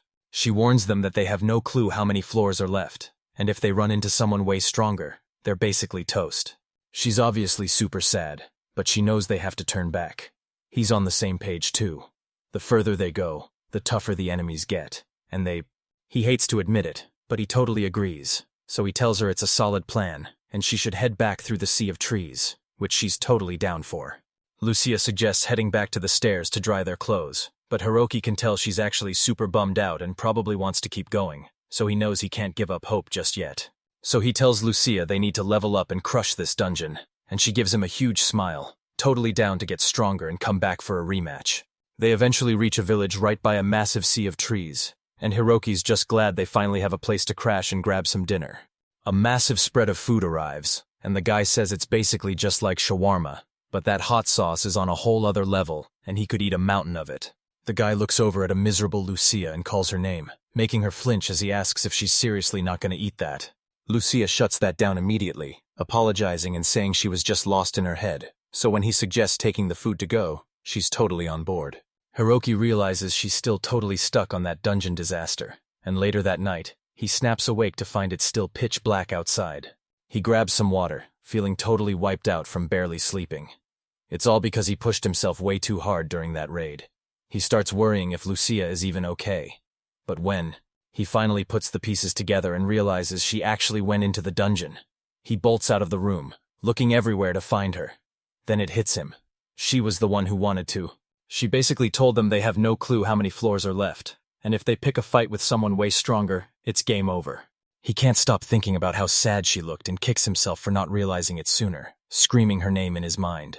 He was worried Lucia would totally blame herself for them having to leave the dungeon way earlier than they planned. If he'd just been paying attention, this mess never would have happened, and now he's searching for Lucia but has no clue where she went. Suddenly, the guard at the wall hears a loud knock at the door. He looks at Hiroki and asks what he's doing out so late. Hiroki quickly asks if he's seen. Right then she started hunting the monsters nearby, landing a hit, missing, and then smacking them again. Out of nowhere, the monster slams into the tree, and the girl starts tumbling right off her branch. Just as he's falling, Hiroki pulls out his shield at the last second, and when the girl finally snaps out of it, she's totally shocked to see it there while Hiroki calls out her name. The guy asks if she was just out hunting and tells her not to vanish like that because he's actually super worried. Hiroki asks if she's still hung up on that dungeon, and she looks totally crushed as she says they would have cleared it if she was just a bit stronger. He grins and asks if she remembers what she said when they first teamed up, that they were going to make every decision together. He's actually hyped, she told him, because they're a team and he wants her to share everything. She was totally blown away by his words, and Na admitted that seeing him handle everything on his own made her feel super lonely too. She admits she did the exact same thing and tells him she's sorry. Haruki says he gets why she wants to end it all, but asks if they should do it together, and she actually thanks him for the idea. Haruki points out the sun isn't up yet, and he's not even tired, so he asks the girl if she wants to grind levels until morning, and she's totally down for it. She asks why he's still in his pajamas. He tells her he was in a massive rush, and she just starts cracking up. Back on the 7th floor of the underwater dungeon, Ruri cast a spell to weaken the zone and kept her flames burning for as long as she possibly could. She says this will keep them dry, and while Ren admits she's got the skills for it, he asks if she's really okay since using that much power at once is super risky. She's totally on board and says they're barely using any mana, making Ren hype up Ruri for being absolutely amazing. She blasts the water away and tells him to stop being such a flirt. Then they both fire up their search magic to track their target. Ruri is totally shocked and warns Ren that a massive swarm of monsters is closing in, so he better stay sharp. A pack of Fenrir suddenly surrounds them, so Ren grabs his gear and shouts for Ruri. Then he spots a monster and charges straight through her wall of fire to strike it down. The snow Fenrir was finally down, but a whole mob of monsters was already closing in, so Ruri started blasting them with wind magic to take them out, or at least slow them down. Ren blocked the beast with his shield, dodged a massive paw swipe, and then slashed it with his sword to finally take down the snow Fenrir. Ren says they used ice to move around, and he was totally blown away by it. Ren's blown away by Ruri's insane magic, but she just ignores the praise and asks how his wound is doing, since they've got plenty of potions to use. Ren thanked her and said he was totally fine, since his passive regeneration skill heals wounds like that automatically. Ruri says she gets it, but she tells Renegade he better speak up if he's hurting because he always tries to act tough. She thinks Ren isn't dodging because she's standing right behind him, but he tells her to chill since she already knows he can just regenerate anyway. She tells him she already knows, but since he's still hurting, he needs to take it easy, so he says sorry and promises to be more careful. Moments like these always make Ren think back to the friend he got separated from. They finally hit the stairs on the 12th floor, and Ren tells everyone it's time to take a breather. Ren's totally wiped out from all the walking, especially since he never had to do this kind of intense training back in his old world. Rin mentions playing sports back in their world, but Ruri explains it wasn't really a game. She actually learned how to shoot bows and ride horses. He finally realizes how she saddled that horse so fast, and since he's a huge fan of people who get straight to work, he's totally impressed, while she just shrugs and... Ren says he had way too much time on his hands so he did chores, but Ruri snaps back that it definitely wasn't free time. Ren asks if she's for real, because hanging out with his family was actually a total blast. Rui realizes just how lonely Ren is, and says he must have been super close to them, but then Ren catches her off guard by calling her name. She says it's not just about seeing her family, she actually likes her life with them in this world way more. Ren asks if she really prefers this place over Japan, and Ruri explains that even though he's had a rough time, she's actually loving every second of it. She admits she loves it here way more because of Ren and Hiroki, since her family always forced her to put them first, which is why she never had any friends before. Ren felt like her family was either totally scared of her or just wanted to use her, but she says the other girl definitely had it way worse. She says he's the only person who truly gets what she went through, but even though everyone treats him like a hero now, he wonders if they'd still care if he was actually born that. He totally gets how much she cares about them, and that's what really makes him smile. Ruri thinks she never mentioned her family, but they already understood everything without being told. Ren asks Ruri if the world they're stuck in even matters, because even when they finally make it back to Japan, the three of them are going to be friends for life. Ren's words totally blew her away, and she was 100% on board with everything he said. Ren says that as long as he's with her and Hiroki, even Japan will be a total blast, and when he asks if she really means it, Ruri promises that the three of them can take on anything together. He says as soon as they get back, they're ditching the king who's just using them, and Ruri is totally down for it. Suddenly, he starts coughing and grabs his chest, but when she calls his name, he just apologizes and says he choked. He laughs and says sorry again, and while Ruri stays quiet, Ren tells him it's all good, but the guy keeps clutching his chest as Ruri heads off to wash up. She's gonna head back to fix her gear, and even though Ren warns her to watch out for monsters, Ruri says she's totally fine because she's already spotted them. Ren waits for the girl to leave, but as soon as she's gone, he starts writhing in pain as sharp, stabbing sensations pierce his entire body. Ruri can tell the curse is absolutely wrecking him, but he refuses to show any weakness as long as she's by his side. She ducks behind the wall and calls him a total idiot, but then admits she's only worried because they're friends. Hiroki and Lucia reach the path connecting the continents of Rochat and demons, and he's totally hyped when she smacks down another monster. Lucia finally lands a hit and says sorry for taking so long, but the guy tells her not to sweat it since this thick fog makes it impossible to see anything anyway. There are way fewer monsters here than in the dungeon, so they just blast through them and keep moving, and the girl totally agrees that these enemies are basically pushovers. Looks like they're totally stacked on potions and don't have to worry about running out. Plus, trying to survive this dungeon without any heals would be a total death trap. But this crazy... He's totally sure they're on the right track since the map says they're almost there, but he doesn't even notice the massive drop-off right in front of him. He's plummeting so fast he can't even see the ground, so he screams to set his durability to one hit and braces himself with his shield. He blocks with his shield and wipes out, coughing like crazy because he's absolutely terrified. He drops onto the grass and looks up, wondering if the guy really came straight from there, right as Lucia shouts his name from above, and Rocky calls back to her. She screams that she's so happy he's safe and asks him if he's doing okay or if he got hurt. Hiroki says he's doing okay, but he's definitely not climbing back up, and she can't jump down to him either since she needs his shield to make the leap. If he makes the shield stronger, it shrinks down, making it way too risky to catch her while she's falling, and he definitely doesn't want her to go through that nightmare. Let's try to make it more punchy.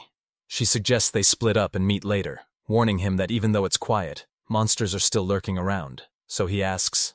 Lucia tells the guy not to worry because she's just gonna leap through the trees, and Hiroki's like, classic forest girl move, as he totally agrees with her plan. They pick their next meeting spot, and if she follows the cliff, she'll find a massive rock where they can link up. She agrees and tells Hiroki to stay safe, but he warns them that they need to watch their backs too. The kid says he bolted, but something suddenly lunges at him from the side, and even though he barely dodges it, he ends up running straight into the monster just seconds later. Talk about having the worst luck ever. A monster called Mushroom Rent pops up, and the boy thinks it's super cute at first, but as soon as he sees the stump underneath, he totally takes it back. He keeps dodging the beast and even calls it cute, thinking this is a total breeze, but more of them show up and another one lunges right at him. The fog's actually thinning out after his fall from the cliff, so he's gotta rush to find Lucia as fast as he can. Lucia was parkouring through the trees like a total pro. It felt just like her home forest, and she completely forgot she was out there all by herself. But with all this thick fog around, she's leaping through the trees, hoping to find her rookie fast, while a three-man squad is already duking it out with the mushroom rental. This elf girl is just minding her business picking herbs when a massive shadow suddenly looms over her, and her teammate hears her let out a terrifying scream. This massive red bear grabs a girl and she thinks she's toast, but right as it attacks, a shield pops up out of nowhere and heals her instantly. Both of them are totally stunned by the healing, and when the girl looks back and sees Hiroki, she can't believe he's pulling off long-range magic while literally fighting off monsters at the same time.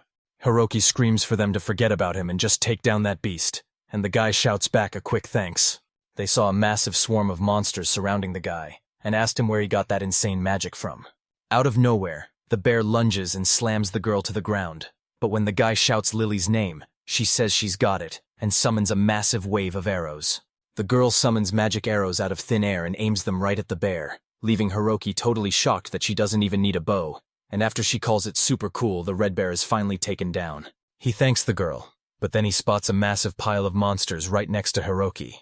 So she offers to help him take them down, and he thanks her again. She summons a bunch of arrows and fires them off on autopilot, totally wrecking those mushroom rentals. Hiroki calls her an archer, but get this, she fires arrows without a bow and it looks insane. She tells him he's awesome and thanks him for the help. The man apologizes for failing his job to protect her, and asks how he can repay Hiroki for saving Pino. But Hiroki just says he's happy he could help out. She points out that he somehow pulled off a long-range spell while also outrunning a pack of monsters. Haruki's totally blown away because seeing a full 100% recovery is just straight up insane. He used to be totally obsessed with his crazy evasion build back in the game, but in this world, he's actually a healer. She asks him who he is, but he tells her she should introduce herself first, so she says her name is Pino, and that she's an elf alchemist.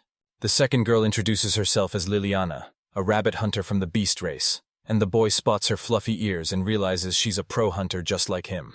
Suddenly, he starts to glow as he flashes back to the alchemist, the rabbit-eared huntress, and the dwarf bodyguard. But then the girl asks, "Wait, what about the boy?" Hiroki introduces himself as a human healer who's great at dodging but can't fight at all, so he thanks them for the help since things always go south when he sticks around. She's totally blown away because she's never seen a healer with such insane dodging skills before. Hiroki explains he's got an archer partner, but since they got separated, he's rushing to their meeting spot. The guy is shocked the archer is out there solo. Hiroki says she's a forest elf who's a total pro at moving through the trees, so they're all good. But Pino is completely shocked to find out she's an actual elf. He pulls out a map and points to a rock for their meeting spot, but the girl complains it's way too far and the map is totally falling apart. Pino thinks they should totally take the boy there as a huge thank you for saving her. Hiroki's totally down for that since he's not sure he can dodge every single monster now that there's way more of them than he planned for. The bunny girl asks if he's for real after dodging 10 mushrooms, and Hiroki just starts losing it. Pino asks if she can have those mushrooms for lunch, and after the boy says yes, she realizes they've actually got a ton of food and extra supplies. She explains that these farm mushrooms don't vanish after they're defeated, and Hiroki is totally weirded out, asking if she's actually planning to eat them. She says they're super tasty and shares some with Roki, who agrees they look just like normal mushrooms, and it turns out Pino is a huge fan of this food too. Pino says that with all those mushrooms around him, the guy can have a delicious feast whenever he wants, but the young man is sure Pino won't actually do it. She calls the plan brilliant, but he thinks her idea of genius is pretty weird, so he asks if she's done picking mushrooms and tells her they need to hurry up. She tells Hiroki to ditch the formal stuff and just use her first name, saying he can do the same for Liliana and Hassan, but then the guy speaks up to clarify his name is actually Hassan. The guy says he's totally down and super hyped, so he grabs Pino, Liliana, and Hassan, and the whole squad finally hits the road. Hassan told Pino to slow down, while the man charged the monsters and Hiroki jumped out of the way. One line out rule again. If the user provides a block of text, I provide one block back. No new lines. Asterisk. Final version. Asan reminded her she literally almost died. The girl tells everyone to stay calm because Hiroki's shield turned her from a weakling into someone totally invincible. The guy screams at her to stop wasting his power, but she just smiles. Hiroki joked that they were a hilarious duo, and while Liliana agreed, he just kept spamming shield after shield. Hassan tells Hiroki they're getting close to the stone, and as the fog clears, the massive great tree finally appears, making Hiroki ask what the deal is with this giant.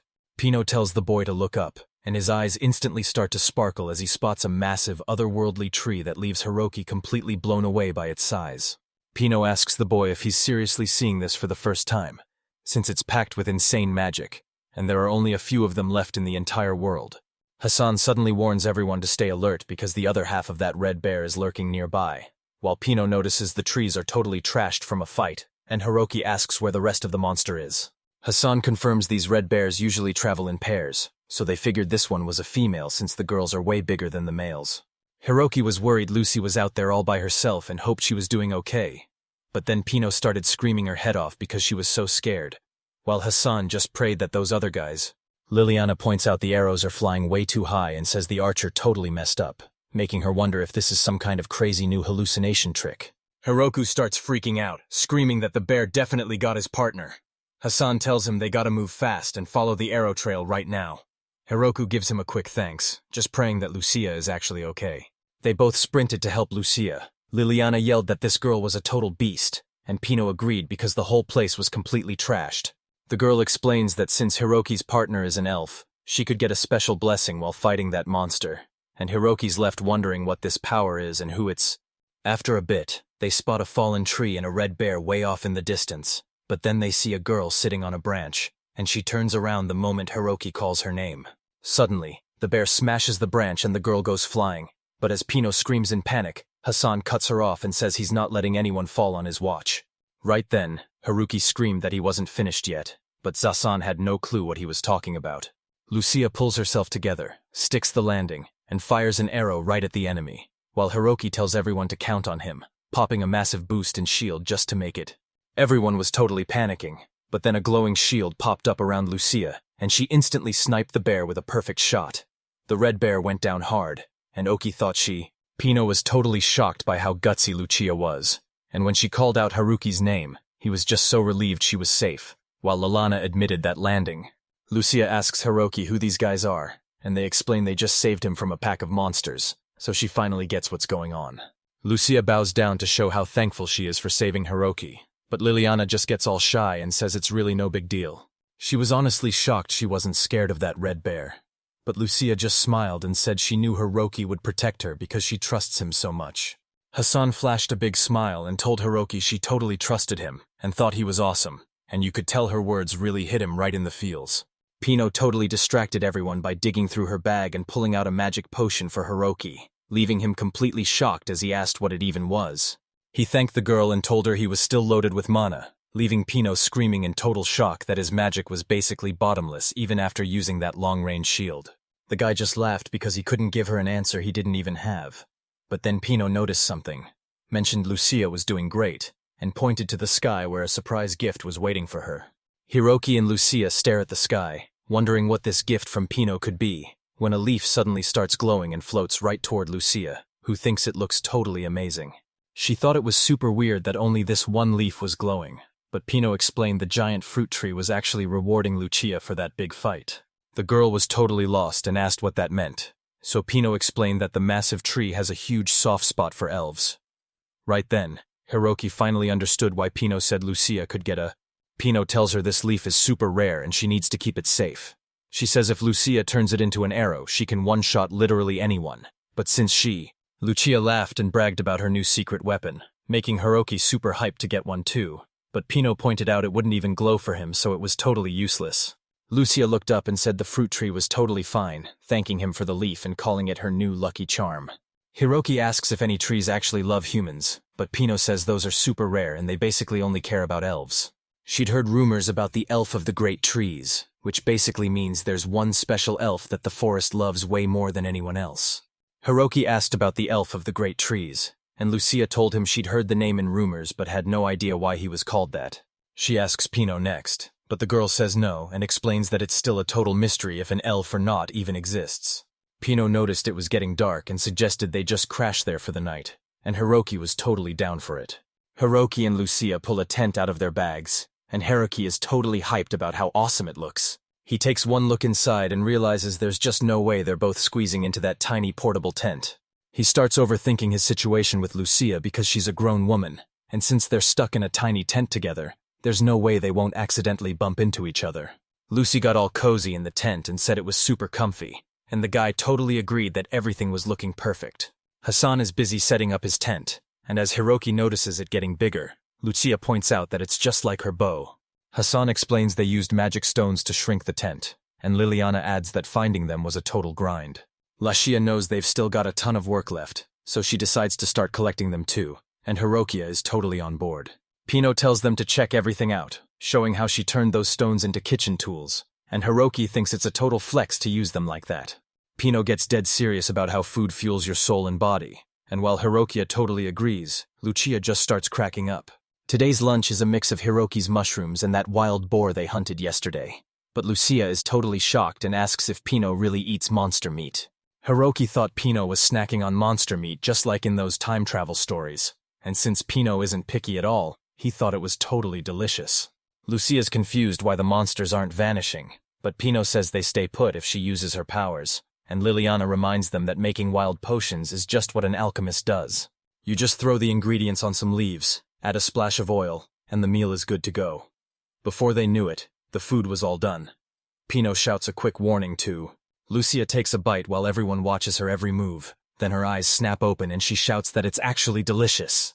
Hiroki says it's finally his turn, and as he starts eating, he's blown away by how good it is. Hiroki starts laughing and shouts that they finally found a winner. Lucia is totally confused and asks what kind of winner he's even talking about. Pino just smiles and says that's exactly it. The guy admits he's still not satisfied, making Pino laugh since she totally called it.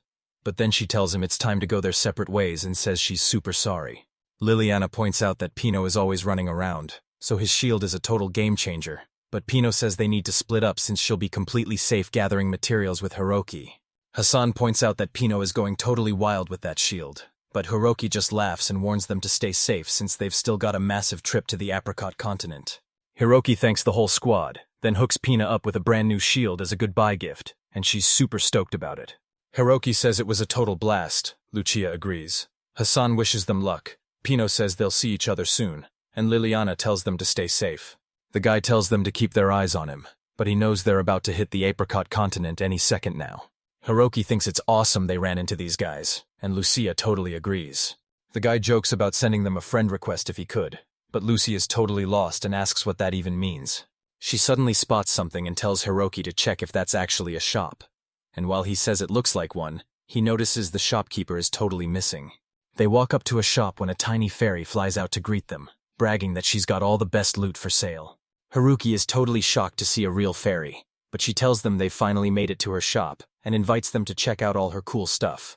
Lucia admits she's never seen a real fairy before, and Hiroki says it's a first for him too, leaving the fairy herself totally shocked. She says it's a total honor to be the first fairy they've run into, and as a fairy trader, she's seriously hyped to meet them. Hiroki thinks it's awesome, but Lucia wonders why the fairy shop is even in a place like this, and the fairy tells her she's asking the right questions. The fairy tells them that nobody gets into her shop without a leaf from the great tree. Lucia asks if she's talking about this specific leaf right here. She pulls out the leaf she just got from... The fairy points out the leaf, but Hiroki admits he doesn't actually have it, and asks if he's still allowed to be there. So she tells him that as long as he's... Hiroki thanks the fairy for the green light, and Lucia asks if she can finally check out the goods. The girl asks what the gear is for, and the fairy explains it's a 1,000,000 gold buff, leaving Hiroki totally shook by the insane price tag. Lucia admits they're too broke to buy it, which totally crushes Hiroki, but the fairy reveals it's actually super cheap and tells them to come back once they've leveled up as adventurers.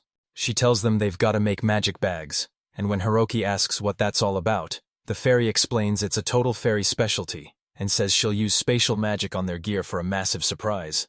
The fairy tells them they're getting magic bags that can hold a ton of loot, so Hiroki claims one right away, realizing it's basically a real-life inventory system. It works exactly like a video game inventory, letting you carry a mountain of gear while wearing almost nothing because Pino's crew uses magic stones to shrink everything down. A bag like this would totally save him from having to do all that. Plus, his gear would be super light, making it way easier to dodge when enemies strike, even though his current pack helps with. Hiroki really wants that bag, and the fairy tells him he's got great taste, so she offers to enchant their gear for just 1,000,000 as a special first meeting deal while bragging about how generous she's being.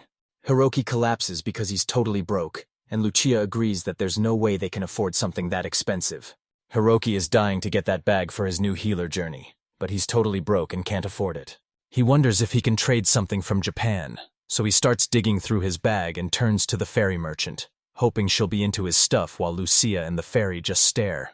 The guy lays out a mirror, a handkerchief, a notebook, and a pen. But just as he's about to move on, the fairy stops him to ask what that cute little thing is. The boy asks if she's talking about the handkerchief Ruri gave him, and the fairy can't believe he actually has something that awesome. This thing is way more advanced than anything else in this world. Even back in Japan, you'd never find something this high quality. Lucia thinks this scarf is absolutely adorable.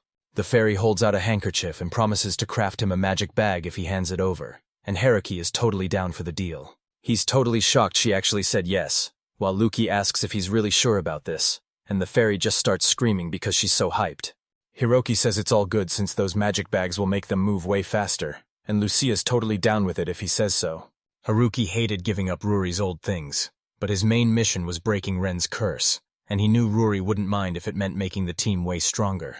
The fairy thanks the guy and carefully folds the handkerchief, feeling totally hyped now that she's finally got such a rare treasure. The fairy decides to be cool and makes an exception, enchanting bags for both of them while bragging about how generous she is. Hiroki is totally shocked and asks if the fairy is actually for real, while Lucia is hyped about getting a magic bag until she realizes she doesn't even have one. The fairy tells the girl to chill because Hiroki's leg pockets are perfect, and when he asks if she means those, she says having two is just right. The fairy empties their pockets and starts singing a song, and even though the boy thinks it's super rude, the fairy just tells him to chill out.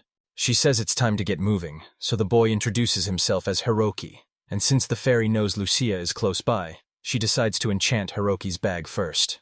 Hiroki is deep in thought, and when Luki asks what's up, he doesn't say a single word. The fairy uses her powers to stretch out space itself, and while Haruki is standing there shocked, she tells him everything is ready, and he can finally put something inside. The guy asks if he can put anything in there, and the fairy tells him that pretty much anything is possible. He stuffs the tent into the bag and asks if that works, and Lucia tells him it fits perfectly, and feels super comfy. Hiroki admits he had no clue fairies were this useful, so she just laughs and flexes before using her magic to literally stretch out the space around them. Lucia is super stoked about her new bag and gives the fairy a huge thank you, while the fairy just smiles and says it was a total steal. She asks if he needs anything else, and that's when he remembers to ask if she has that apricot grass potion that can break curses. The fairy says sorry because they're totally sold out, so the guy asks if he can just get the raw apricot grass instead. The fairy says she would have brewed a potion ages ago if she actually had that herb, and she definitely doesn't sell raw apricot. He gets the point and says since he's got nothing else valuable on him, he's just gonna have to go grab it himself.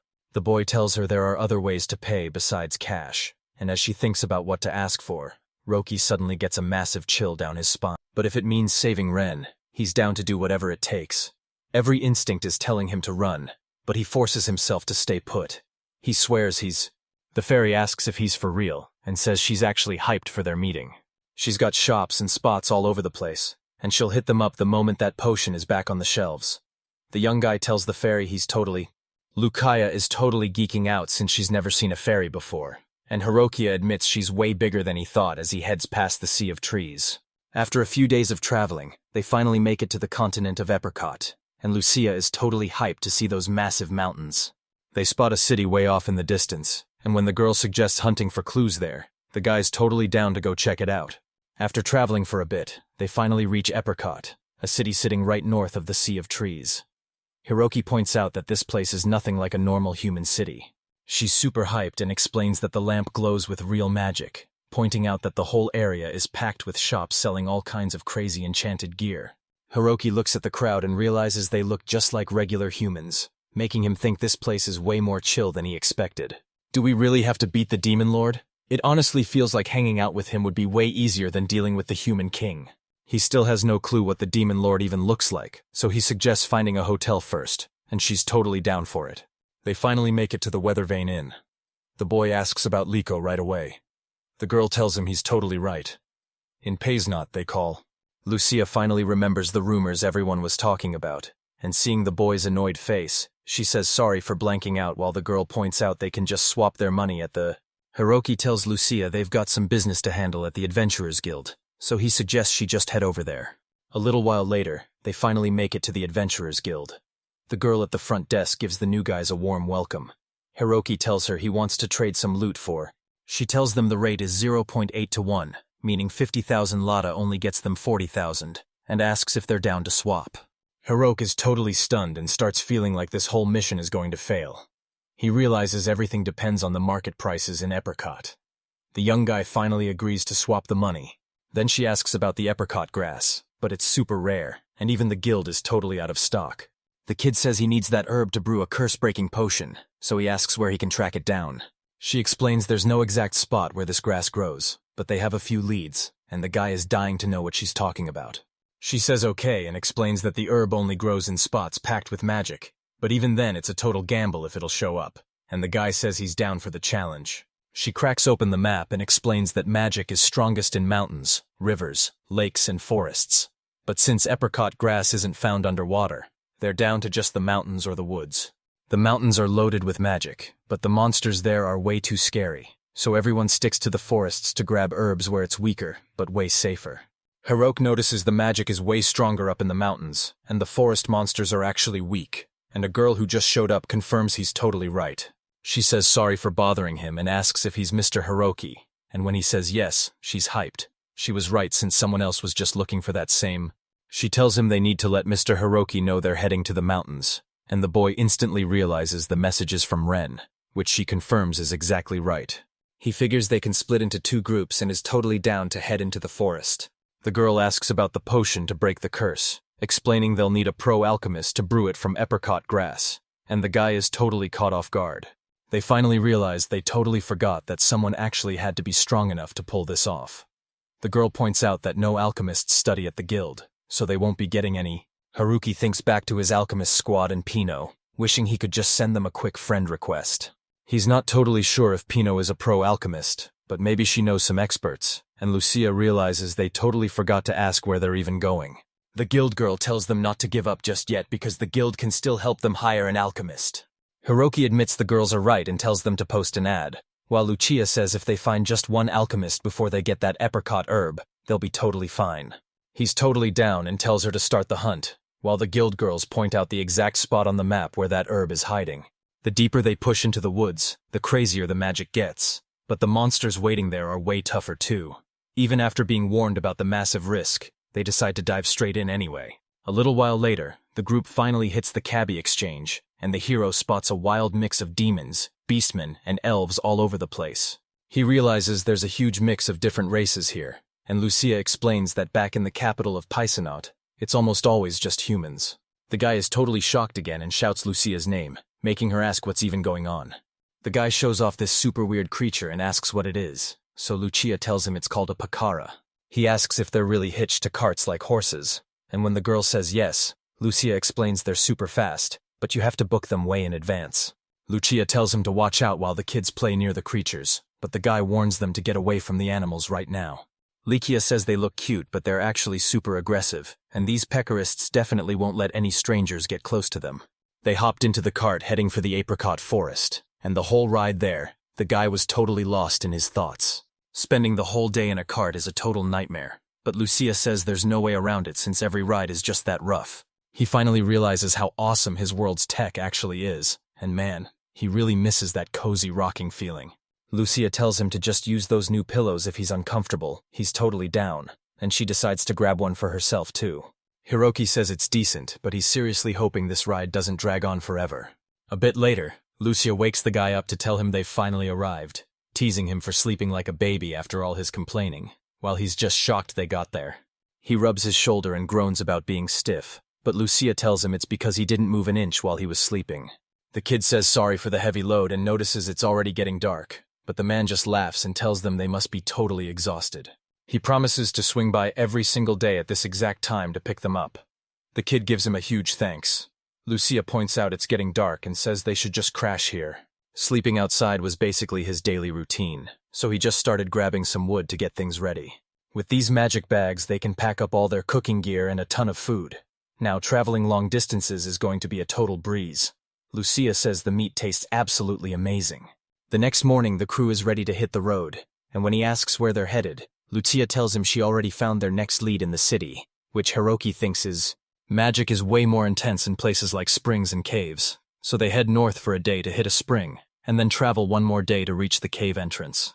He gets the hint and heads north, chugging down his daily dose of that nasty monster bait potion. Hiroki complains that chugging 3 bottles every single day is a total grind, so Lucia makes sure to thank him for all his hard work. The girl is totally shocked as the boy suddenly hits the deck, getting a weirdly familiar feeling about what's going down. Lucia calls it a slime demon, and as the boy looks at the monster, he realizes that even though it's slow, it hits way harder than any normal slime. Hera Kawaki says that's it, treating him like a total low-level slime who's just a healer with a vision. Lucia admits the boy is right, so Hiroki tells her to team up and charge while he covers her with a shield. Lucia warns him to watch his steps since the apricot grass is basically a bunch of tiny trees. But the boy is sure they'll find it if they just keep heading deeper. Suddenly, the kid spots this creepy glowing flower. Then he sees a massive mushroom right next to it. Lucia remembers that these things only grow where the magic is super strong. It's actually a... Hiroki says they're heading the right way, but then a slime demon and an orc demon suddenly pop up. He jokes that these monsters think adding demon to their name. Lucia thinks they might be demons, and the boy realizes this is his big chance to see if he can actually dodge magic. Watching Ruri and Tina use their skills, he realized mages can actually aim their spells wherever they want. He totally whiffed that dodge against the flying slime before, but now that he's leveled up, he's looking for some weak mobs to test his new power. The demon orc lunges forward, and when the guy sees his attacks are moving like snails, he throws up his shield and gets a quick heal ready just in case. Lucia realizes something's wrong and screams for him to move, so Hiroki dives out of the way just as a magic claw zooms past. And man, is he glad he dodged? Lucia gets super annoyed and tells the guy he should have dodged way earlier because he almost gave her a heart attack. He says sorry and claims he was just testing his reflexes, all while he keeps dancing around that gross demon slime. Luki's wondering why this kid would even try to dodge a spell, but Hiroki's just hyped that he actually pulled it off. Back when that flying slime first shot at him, he was only level 1 with 51 evasion, but now he's leveled up like crazy and cranked that stat to 87. He's guessing that dodging magic takes way more speed, so he'll definitely need a higher dodge level to survive those elite monsters. With all the monsters wiped out, the guy wonders if his guest was actually right, but Lucia just apologizes and says she has no clue since she's never heard of anyone leveling up their evasion. Hiroki realizes he totally blanked on this, and his dodge build is still nowhere near perfect.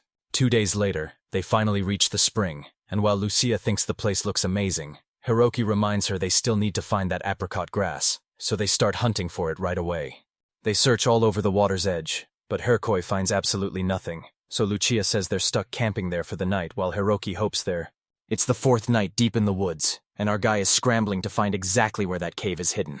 Suddenly, he realizes they're totally lost. They were supposed to find that cave by day 3, so he thinks they need to head back to the start. Lucia tells him to chill because they're on the right track, and Hiroki totally agrees since the insane amount of magic proves they're heading the right way. Suddenly, the girl spots something and drops down low to get a closer look, while the guy gets totally freaked out and clamps his hand over his mouth.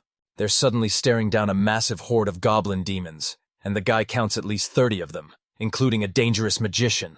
He's got Lucia with him this time, and he's definitely not letting that gross breeding slug disaster happen again. He whispers that they need to bail quietly. She nods, and they start sneaking through the bushes so nobody spots them. He accidentally snaps a twig and thinks this is such a cliché, but right then, the girl summons a bunch of arrows and starts raining them down on the goblins, screaming for him to get.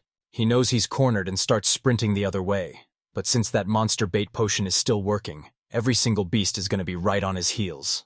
Our hero realizes these goblins are way too slow to catch him, so he starts running in circles to bait them while Lucia blasts away. She agrees, but then the goblin mage suddenly fires off a magic spell right at the boy. He starts spamming heals, knowing the goblin rarely uses magic, so he easily out-heals every single hit coming his way. He sprints ahead and finds a massive swarm of goblins, realizing he just stumbled into their entire lair, and now he's totally surrounded by monsters.